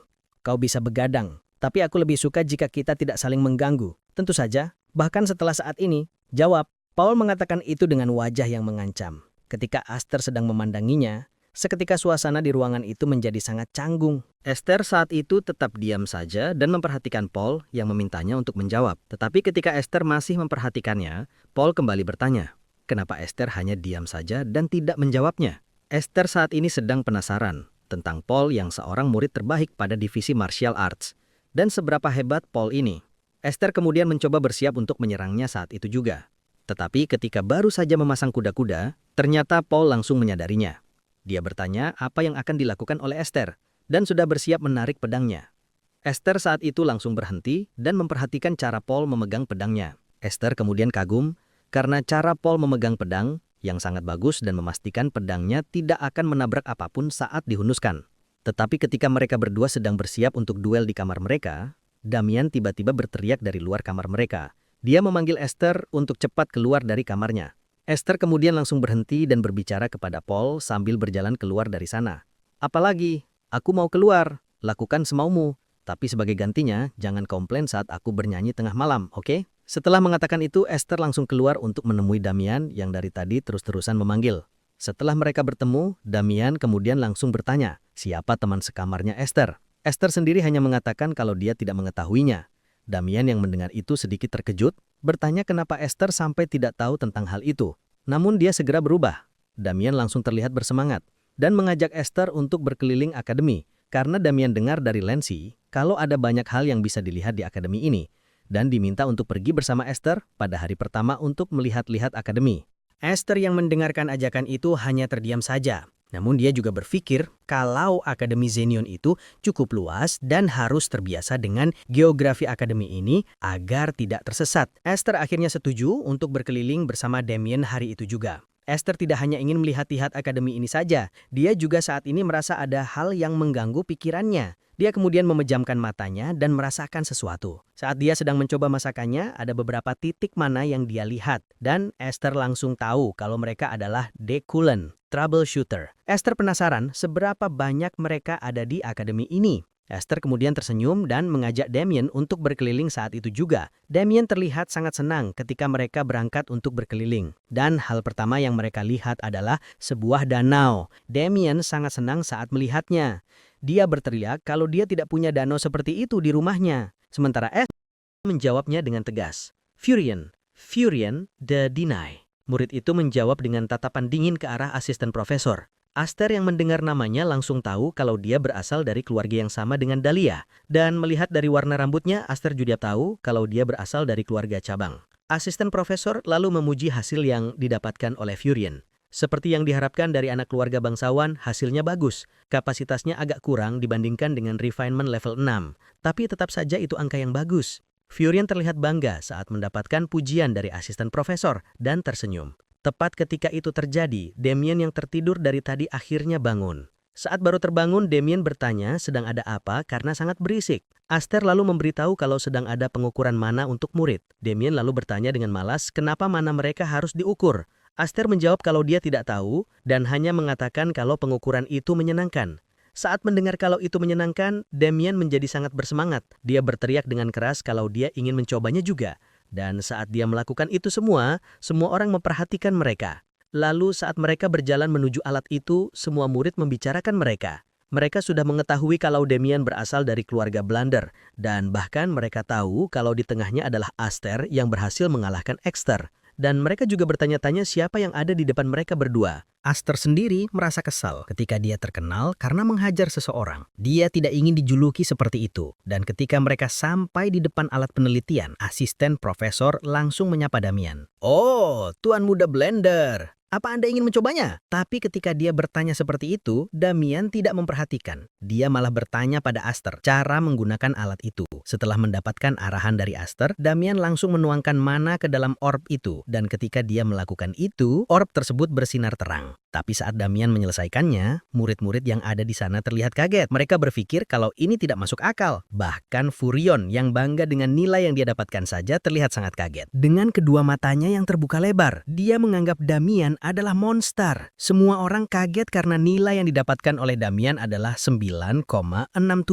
Refinement level 9 dan kapasitas mana dengan level 67. Asisten profesor juga terkejut dengan nilai itu. Dia bahkan bertanya apakah alat itu error. Esther yang mendengar itu melihatnya dengan tatapan tidak suka dan mengatakan sesuatu dalam hatinya. Orang biasa selalu berkata seperti itu saat melihat orang jenius. Hal yang tidak bisa dipahami oleh akal sehat, tembok yang tinggi menjulang dan gemilang. Esther menatap Damian. Dia tidak pernah menyangka kalau Damian bisa mendapatkan nilai setinggi itu. Esther akhirnya mengerti bagaimana monster Blender di kehidupannya yang dulu terlahir. Esther semakin menatapnya dengan serius, menganggap Damian memang sudah berbeda dari awal. Dan jika Damian bekerja lebih keras di kehidupan sebelumnya, keseimbangan kekuatan seluruh benua pasti akan berubah. Dan di kehidupan ini, Aster akan membuatnya berbeda. Blender akan tetap selamanya menjadi halangan bagi Dekuan. Aster berniat memastikan Damian melampaui hal yang biasa. Asisten profesor yang sedang mengelap keringatnya karena kaget lalu memuji Damian. Damian, Anda sungguh sesuai dengan reputasi keluarga Blender, tapi jangan sombong. Penguasaan seorang mage tidak ditentukan oleh mana saja. Damian tersenyum dan menerima saran itu dengan tenang. Dia lalu kembali menuju Aster dan bertanya, apa Aster sudah memeriksa mananya? Aster menjawab kalau dia belum memeriksanya. Dan ketika dia ingin memeriksanya, Aster melihat sekelilingnya. Dia sadar kalau semua orang ingin mengetahui nilainya. Mereka menatap dengan tajam ke arah Aster. Aster sadar mereka penasaran karena dia bukan dari keluarga bangsawan, tapi bergaul dengan pewaris Blender. Dan bahkan mengalahkan putra kedua keluarga Dolanpe. Tapi Aster tidak terlalu memperdulikan itu. Dia kemudian langsung menghampiri alat penilaian tersebut dan berdiri di depannya. Saat dia sedang berdiri di sana, asisten profesor bertanya siapa namanya dan meminta Aster untuk mengeluarkan tangannya dari sakunya. Aster lalu langsung mencoba untuk mengeluarkan mananya dengan hati-hati. Saat dia akan menyalurkan mana ke dalam orb itu, Aster berusaha sehati-hati mungkin untuk mengeluarkan mana dengan jumlah yang pas. Tapi, saat dia melakukannya, tiba-tiba saja dia terkejut. Karena meskipun dia berusaha mengeluarkan mana dengan sangat rendah, dia merasa kalau itu masih terlalu cukup kuat. Dan tiba-tiba saja cahaya bersinar begitu terang. Nilai yang didapatkannya mencapai 10 pada Refinement Index, tapi kapasitas mananya terus saja bertambah. Dan ketika semua angka itu terus bertambah, tiba-tiba hasilnya berwarna merah. Dan setelahnya muncul pemberitahuan kalau mesin mengalami error karena batas terlampaui dan meminta untuk mengatur ulang standar alat itu. Saat hal itu terjadi, murid-murid yang ada di sana bertanya-tanya, apakah benar hal ini bisa terjadi? Mereka tidak percaya kalau batasnya bisa terlampaui. Saat mereka sedang kebingungan, Damian malah berteriak dengan senang mengatakan kalau itu adalah hal yang hebat. Sementara itu, saat ini Aster berbicara kepada asisten profesor kalau ada masalah pada alatnya dan harus mengukur mananya sekali lagi. Tapi ketika dia meminta pengukuran sekali lagi, Damian malah menolaknya. Dia mengatakan sesuatu dengan wajah yang serius. Tidak, aku bisa tahu. Benda ini bekerja dengan baik. Singkat cerita, akhirnya setelah beberapa saat, asisten profesor mengatakan kalau alatnya sudah diriset ulang dan meminta kepada Aster untuk mencobanya sekali lagi. Kali ini Aster mencoba mengendalikan mana yang akan dia keluarkan. Dan hasilnya cukup rendah. Refinement Index level 3 dan kapasitas mana level 15. Setelah melihat hasil yang kedua, murid-murid akhirnya mulai tenang. Mereka percaya kalau sebuah kesalahan pada alat itu telah terjadi. Aster sendiri saat ini menghela nafas. Dia bersyukur karena berjalan lancar, karena sangat sulit menyeimbangkan kekuatannya untuk mendapatkan hasil seperti itu. Tapi ketika dia sedang bersyukur atas keberhasilannya itu, dia terkejut ketika Damian berkata-kata kasar kepadanya. Dan ketika itu, dia langsung melihat Damian dalam bertanya, dari mana dia belajar kata-kata kasar itu? Damian kemudian menjawabnya dengan wajah yang terlihat kesal. Brengsek, kawanku bilang, ini brengsek, ini lagi ngetren ya. Setelah melihat apa yang terjadi pada Damian, Aster terlihat cemas. Dia akhirnya sadar kalau sekarang tidak akan bisa mengumpat dengan bebas lagi. Sore harinya, Jaira sedang berada di ruangannya dan menatap keluar jendela. Ternyata dia sedang memperhatikan perbaikan Magic Hall kedua yang berjalan lancar. Dia saat ini bertanya-tanya, kenapa kalahan dari keluarga Dekulan menyerang Profesor Parun? Tapi dia segera menghela nafas dan berhenti memikirkan itu, karena itu bukan merupakan urusannya juga. Saat dia sedang melamun di sana, asisten profesor datang memasuki ruangannya dan menyapanya. Profesor, ini Yorbi. Saya sudah membawa hasil tes mana hari ini. Yorbi langsung memberikan hasil tes itu kepada Jaira agar segera diperiksa. Jaira menerimanya dan langsung membuka halamannya satu persatu. Saat melihatnya, dia merasa lega karena secara keseluruhan nilai yang ada pada laporan itu juga tinggi. Dia juga tertarik kepada Damian. Dia bilang kalau Damian layak dianggap sebagai talenta terhebat Blender sejauh ini dan membutuhkan bimbingan yang cermat. Dan ketika membuka lembaran selanjutnya, Jaira terlihat sedikit kaget. Saat ini dia sedang melihat laporan atas nama Aster. Dalam laporan itu disebutkan kalau percobaan pertama ditandai karena kesalahan dan dilakukan tes ulang. Kode kesalahan menunjukkan melebihi batas yang ditentukan. Setelah membaca laporan itu, Jaira tiba-tiba menjadi serius. Dia berpikir untuk terus mengawasi Aster. Sementara itu saat ini di ruangan Aster, terlihat ada Mana yang membentuk seekor naga di sana. Dan ternyata itu adalah perbuatan Damien. Dia lalu bertanya bagaimana bentuk dari naga yang dia buat itu. Apakah itu cukup bagus? Aster menjawab kalau bentuknya cukup bagus. Ternyata saat ini mereka sedang membuat miniatur patung yang akan mereka minta buatkan di rumah Damien nanti. Damien bahkan sudah memberikan nama pada patung naga keduanya. Aster kemudian meminta kepada Damien untuk membuat bentuk naga itu lebih dinamis, membuka mulutnya, dan biarkan sayapnya terima lebar seolah-olah akan melompat ke depan. Tapi saat mereka sedang berdiskusi tentang patung yang akan mereka buat, Chen Bi yang ada di sana terlihat sangat pucat. Dia saat ini sedang memperhatikan keahlian Damien dalam mengontrol mana. Chen Bi bahkan mengatakan kalau Furion Dedena yang hebat pun hanya bisa membentuk dodecahedron, tapi Damien melakukan kontrol mana seolah-olah itu adalah mainan. Chen Bi benar-benar terkena serangan mental saat ini. Dia menganggap dunia itu sangat luas dan dirinya hanyalah seonggok sampah. Ketika dia sedang menangis, Aster menyadarinya. Dia hanya diam saja saat melihatnya. Saat Aster sedang memperhatikan Chen Bi yang sangat terkejut itu, Damien tiba-tiba saja memanggilnya dan tersenyum mengatakan sesuatu. "Kawan, hari ini sangat menyenangkan. Sepertinya datang ke akademi itu memang hal yang benar." Aster yang melihat senyuman pada wajah Damien langsung tersentak. Dia terdiam untuk beberapa saat dan akhirnya tersenyum. Dia merasa bersyukur kalau Damien merasa ini adalah hal yang baik baginya. Singkat cerita, keesokan harinya Aster sedang berdiam diri sendirian di dalam sebuah bangunan. Dia saat ini sedang memegang Dimensional Pouch milik Callahan. Aster selama ini bersusah payah untuk menghapus spell pengunci yang melindungi pouch tersebut. Dia saat ini mengeluh karena membutuhkan waktu selama 1 bulan untuk membuka penguncinya. Dan dia melakukan itu secara diam-diam di ruang latihan pribadinya. Beberapa saat sebelumnya juga, Aster sudah selesai memurnikan semua eliksir yang dia dapat dari keluarga Blender. Dia bahkan mendapatkan banyak ilmu berguna di akademi ini. Setelah memikirkan semua itu, Aster langsung membuka Dimensional Pouch tersebut. Saat dia membukanya, sebuah lingkaran sihir tiba-tiba aktif. Setelah berhasil membuka Dimensional Pouch itu, Aster mulai mengambil barangnya satu persatu. Pada percobaan pertama, dia mendapatkan potion. Lalu berikutnya, dia mendapatkan sebuah jubah yang cukup besar. Dan berikutnya, ada yang mendapatkan sebuah gelang. Gelang itu adalah sebuah artefak pelindung. Aster dalam mencoba untuk mengetesnya. Dan saat dia melakukan itu, gelang itu bercahaya. Aster tahu kalau kekuatan pelindungnya cukup kuat. Aster lalu menyimpan gelang itu dan kembali mengambil ke dalam Dimensional Pouch. Dan pada percobaan kali ini, Aster mendapatkan sesuatu yang dia nantikan. Benar, itu adalah Dekulan Secret Grimoire, Crimson Flame. Spell lower tier untuk Blue Flame. Spell yang digunakan Pak Herun. Bahkan spell itu bisa membakar barrier. Aster kemudian kembali menyimpan benda-benda itu. Aster juga sadar kalau dia tidak bisa mempelajari Crimson Flame dalam semalam. Dia memutuskan untuk mempelajarinya perlahan-lahan. Setelah kembali merapikan benda-benda itu, Aster menatap keluar bangunan. Dia ingat kalau hari ini adalah evaluasi kinerja tengah semester. Setelah menyelesaikan urusannya di ruangan itu, Aster akhirnya berkumpul dengan murid-murid yang lain di luar ruangan. Terlihat kali ini banyak sekali murid-murid dari kelas lain yang datang juga. Aster datang ke sana bersama Damian dan Chen Bi juga.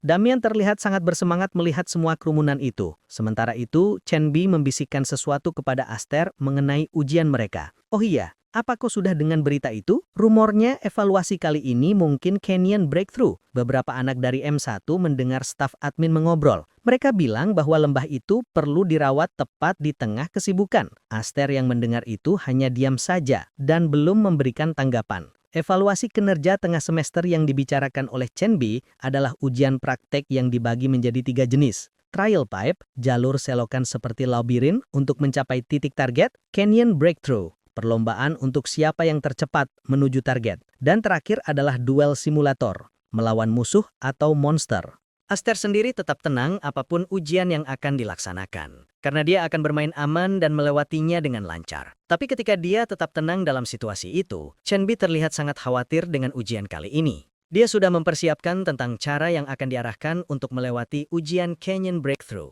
Tapi saat mereka sedang membicarakan tentang ujian itu, profesor baru datang ke sana dan meminta mereka untuk diam. Dia langsung maju dan menyapa semua murid yang ada di sana. "Diam semuanya. Senang bertemu dengan kalian. Aku Profesor Parun, orang yang bertanggung jawab atas kelas M1 Divisi Magic. Aku akan menjadi pengawas evaluasi ini." Aster yang melihat kehadirannya hanya tersenyum senang. Sementara itu, Profesor Parun masih berdiri di hadapan semua murid dan mengumumkan ujian yang akan dilaksanakan. "Seperti yang kalian tahu, hari ini adalah evaluasi kinerja tengah semester. Tipe ujian kali ini adalah Trial Pipe." Saat mendengar ujian yang akan dilaksanakan hari ini adalah Trial Pipe, Chen Bi benar-benar terkejut, karena semua rencananya akan sia-sia. Sementara itu, Profesor Parun bilang akan menjelaskan peraturannya dan meminta semua murid berbaris berdasarkan kelas lalu segera bersiap. Saat Profesor Parun menjentikkan jarinya, sebuah proyeksi muncul di belakangnya. Itu menunjukkan labirin yang harus dilewati oleh para murid. Setelah petunjuk itu muncul, Profesor Parun mulai menjelaskannya. Tujuan ujian ini sederhana. Trial pipe adalah selokan yang mirip labirin. Kalian hanya perlu mencapai gerbang terakhir. Jalan manapun yang kalian ambil, kalian akan sampai di tujuan. Jadi jangan khawatir. Setelah mendengar tentang tujuan dari ujian ini, Chen Bi yang tadi panik mulai sedikit lega. Tapi baru saja dia merasakan ketenangan. Profesor Parun menunjukkan hal yang lainnya. Saat dia menjentikkan jarinya, proyeksi yang lain muncul. Dan itu menunjukkan sebuah golem yang cukup besar. Saat melihat adanya golem itu, Chen Bi terlihat sangat terkejut. Profesor Parun kemudian kembali menjelaskan. Golem, mereka hanya alat tempur yang bergerak lambat. Mungkin sulit kalian lawan. Tapi core mereka telah terekspos dan daya tahannya telah diturunkan. Seharusnya kalian bisa mengatasi mereka dengan mudah. Tapi meskipun Profesor Parun sudah menjelaskan, kalau golemnya sudah dilemahkan, murid-murid yang ada di sana tetap saja menganggap golem itu cukup sulit untuk mereka hadapi. Saat mendengar semua murid sedang mengeluh, Profesor Parun menutup matanya dan menarik nafas. Dia sadar kalau Mage memang bukan tipe yang berkepala dingin, tapi dia kembali teringat dengan Paul yang menunjukkan kegigihannya sampai ke batas maksimal. Dengan itu dia menyimpulkan kalau lingkunganlah yang menahan kemampuan para mage. Dia kemudian membuka matanya dan memperhatikan siswa-siswa yang menurutnya cukup berbakat. Di antaranya adalah Furion, Arjen, Damien, dan satu murid yang belum diketahui namanya. Saat semua murid sedang gaduh dan membahas betapa sulitnya ujian kali ini, Profesor Parun kembali berbicara kepada mereka dengan tegas dan menjelaskan sesuatu. Cukup, golem hanya bertindak sebagai penjaga di sepanjang jalan. Entah kalian akan mengalahkannya atau menghindarinya, itu terserah kalian. Setelah menjelaskan dengan singkat tentang golem itu, Profesor Parun kemudian menunjukkan sebuah gelang. Dia menjelaskan kalau gelang itu memiliki kekuatan pelindung yang sebanding dengan barrier field. Dan begitu barrier mereka hancur, maka mereka dinyatakan gagal.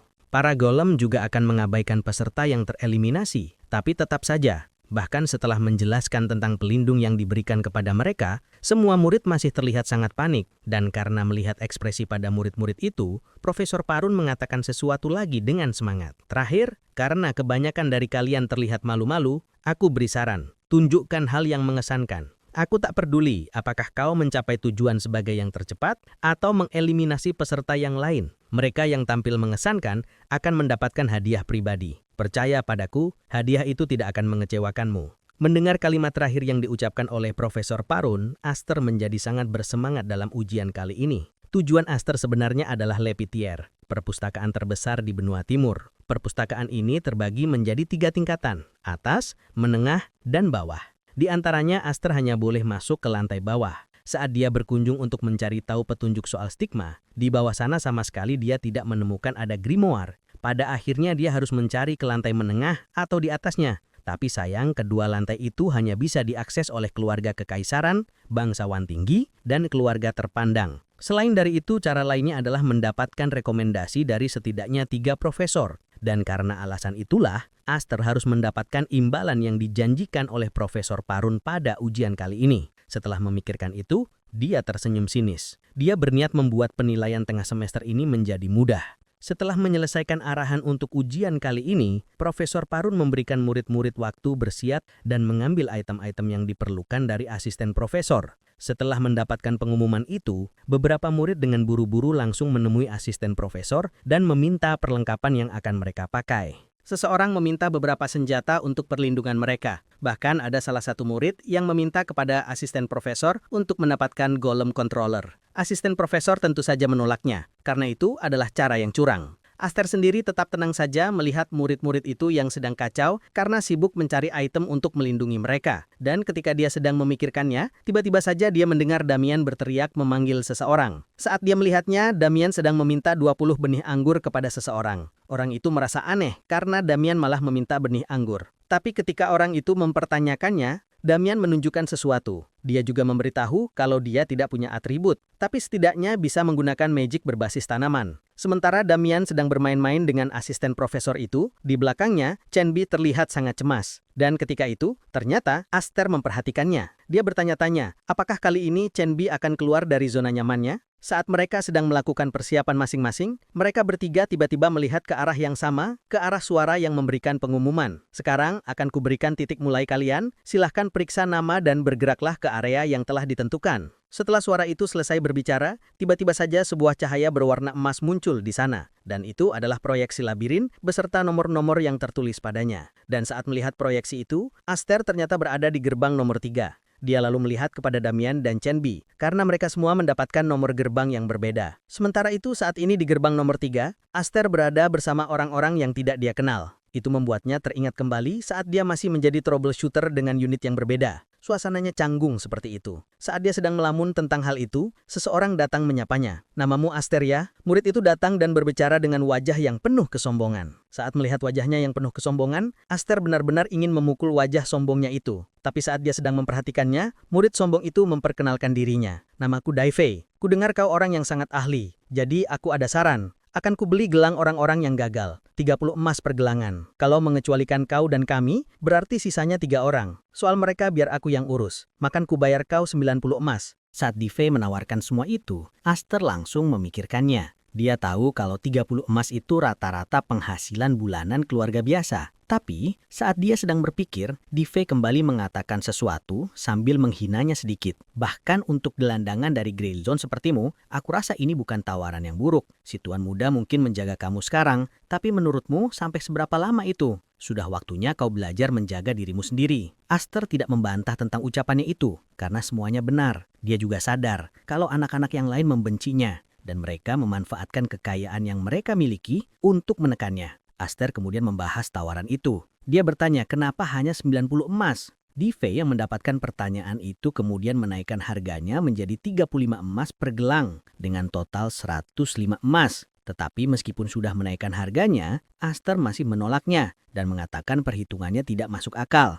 Aster kalau menunjuk kepada murid-murid yang lain. Aster mengatakan kalau perhitungannya salah karena selain mereka ada 3 orang yang lainnya dan ditambah dengan kelompok Daifei semuanya jadi ada 6 orang. Daifei kemudian bertanya berapa total yang harus dia bayarkan. Aster lalu menunjuk ke arahnya dan menjawab dengan wajah yang serius. "Jadi kalian sudah pengecualian harga untuk kepala sendiri. Tadi kau sudah menaikkannya jadi 35 emas per orang, yang berarti totalnya sekarang 210 emas. Sekarang baru benar." Saat mendengar total yang harus dia bayarkan menjadi berkali-kali lipat, Daifei dan kelompoknya sangat terkejut. Daifei saat ini juga sangat kesal. Dia merasa kalau rakyat jelata seperti Aster sangat tidak tahu diri. Dan karena merasa ditantang oleh Aster, Daifei sekalian saja menaikkan harganya menjadi 40 emas. Dan mengatakan dia tidak bisa menaikkannya lagi. Tapi ketika dia menaikkan harganya, Aster masih memainkan harga gelang itu. Daifei kemudian mengambil kesimpulan kalau saat ini Aster sedang memanfaatkan kesempatan kali ini untuk menjadi kaya. Dan tanpa sadar kalau keserakahan itu akan membawa petaka. Setelah mengetahui sifatnya yang asli, Daifei merasa telah membuang-buang waktunya dengan Aster. Daifei terlihat kesal setelah mengetahui semua itu.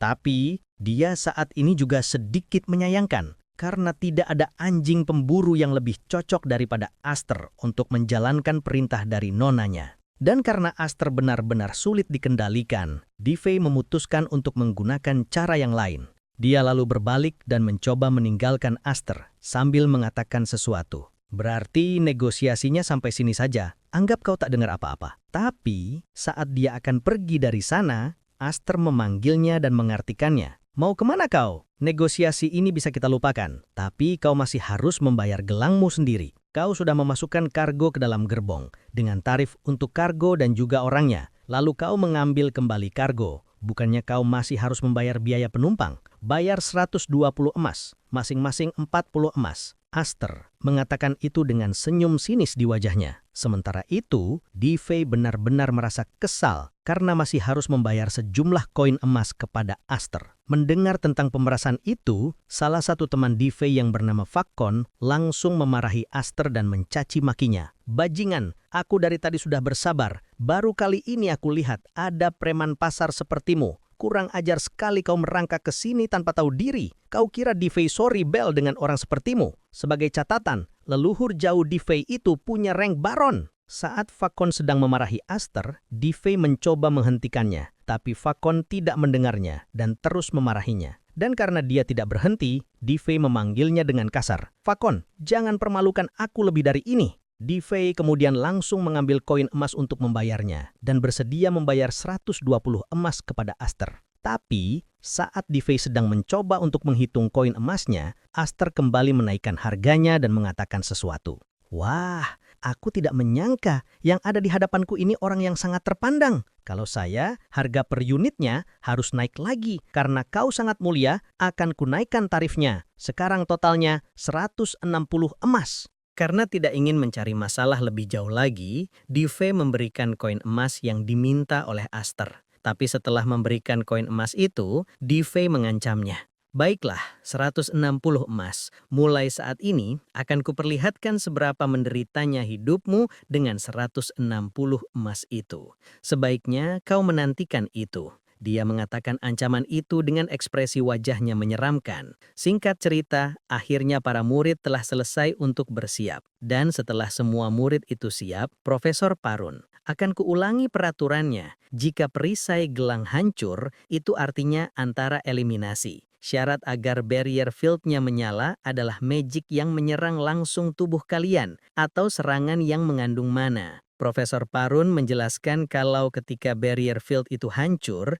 gelangnya akan masih ada dan penggunanya akan diteleportasi paksa keluar tempat ujian. Dia meminta agar semua murid tidak perlu khawatir akan menderita cedera serius. Setelah mendengar bola kristal kepadanya dan menjelaskan sesuatu, Profesor Felina, semua spell telah diangkat, internal Magic Eye System telah kembali. Profesor Felina kemudian menerima bola kristal itu dan memerintahkan mereka untuk menemukan korban selamat terlebih dahulu. Dia menyuruh mereka untuk memprioritaskan anak-anak daripada menangkap para penyusup. Setelah mendapatkan perintah itu, regu penyelamat langsung berpencar untuk mencari anak-anak. Hanya dalam beberapa saat mereka berhasil menemukan anak-anak yang masih selamat. Dan setelah semua murid yang selamat dikumpulkan di tempat yang sama, Profesor Felina tiba-tiba mencurigai sesuatu. Dia tahu kalau penyusup itu mengurung koridor ujian selama 2 jam penuh.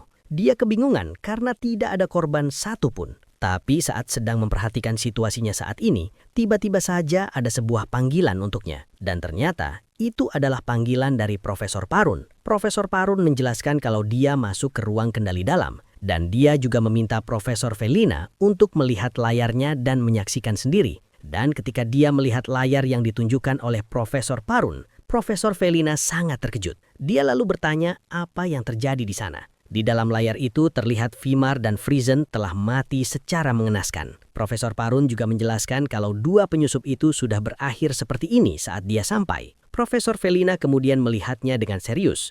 Dia bahkan bilang sudah beberapa kali melihat pemandangan berdarah, tetapi dia sangat sulit untuk melihat kejadian kali ini. Dia penasaran siapa yang melakukan itu pada mereka berdua. Dan saat sedang memikirkan itu, ia tiba-tiba ingat ketika Profesor Jaira menyerahkan biodata Aster padanya. Setelah membaca laporan Aster, Profesor Felina langsung tahu kalau Magic Output Error melebihi batas. Dan hasilnya jauh dari level seorang murid. Profesor Jaira membenarkan hal itu dan mengatakan kalau Aster adalah orang yang harus selalu diawasi. Saat dia sedang memikirkan itu, dia tiba-tiba terkejut karena ada yang memanggilnya. Dan ternyata yang datang ke sana adalah Kepala Akademi. Setelah mengobrol beberapa saat, Kepala Akademi mendekati Profesor Felina. Dia tiba-tiba saja berubah menjadi serius dan menunjukkan foto Aster. Kepala Akademi kemudian berbicara. Jadi Profesor Felina, kau mau bilang kalau orang yang bertanggung jawab untuk perbuatan itu adalah anak itu?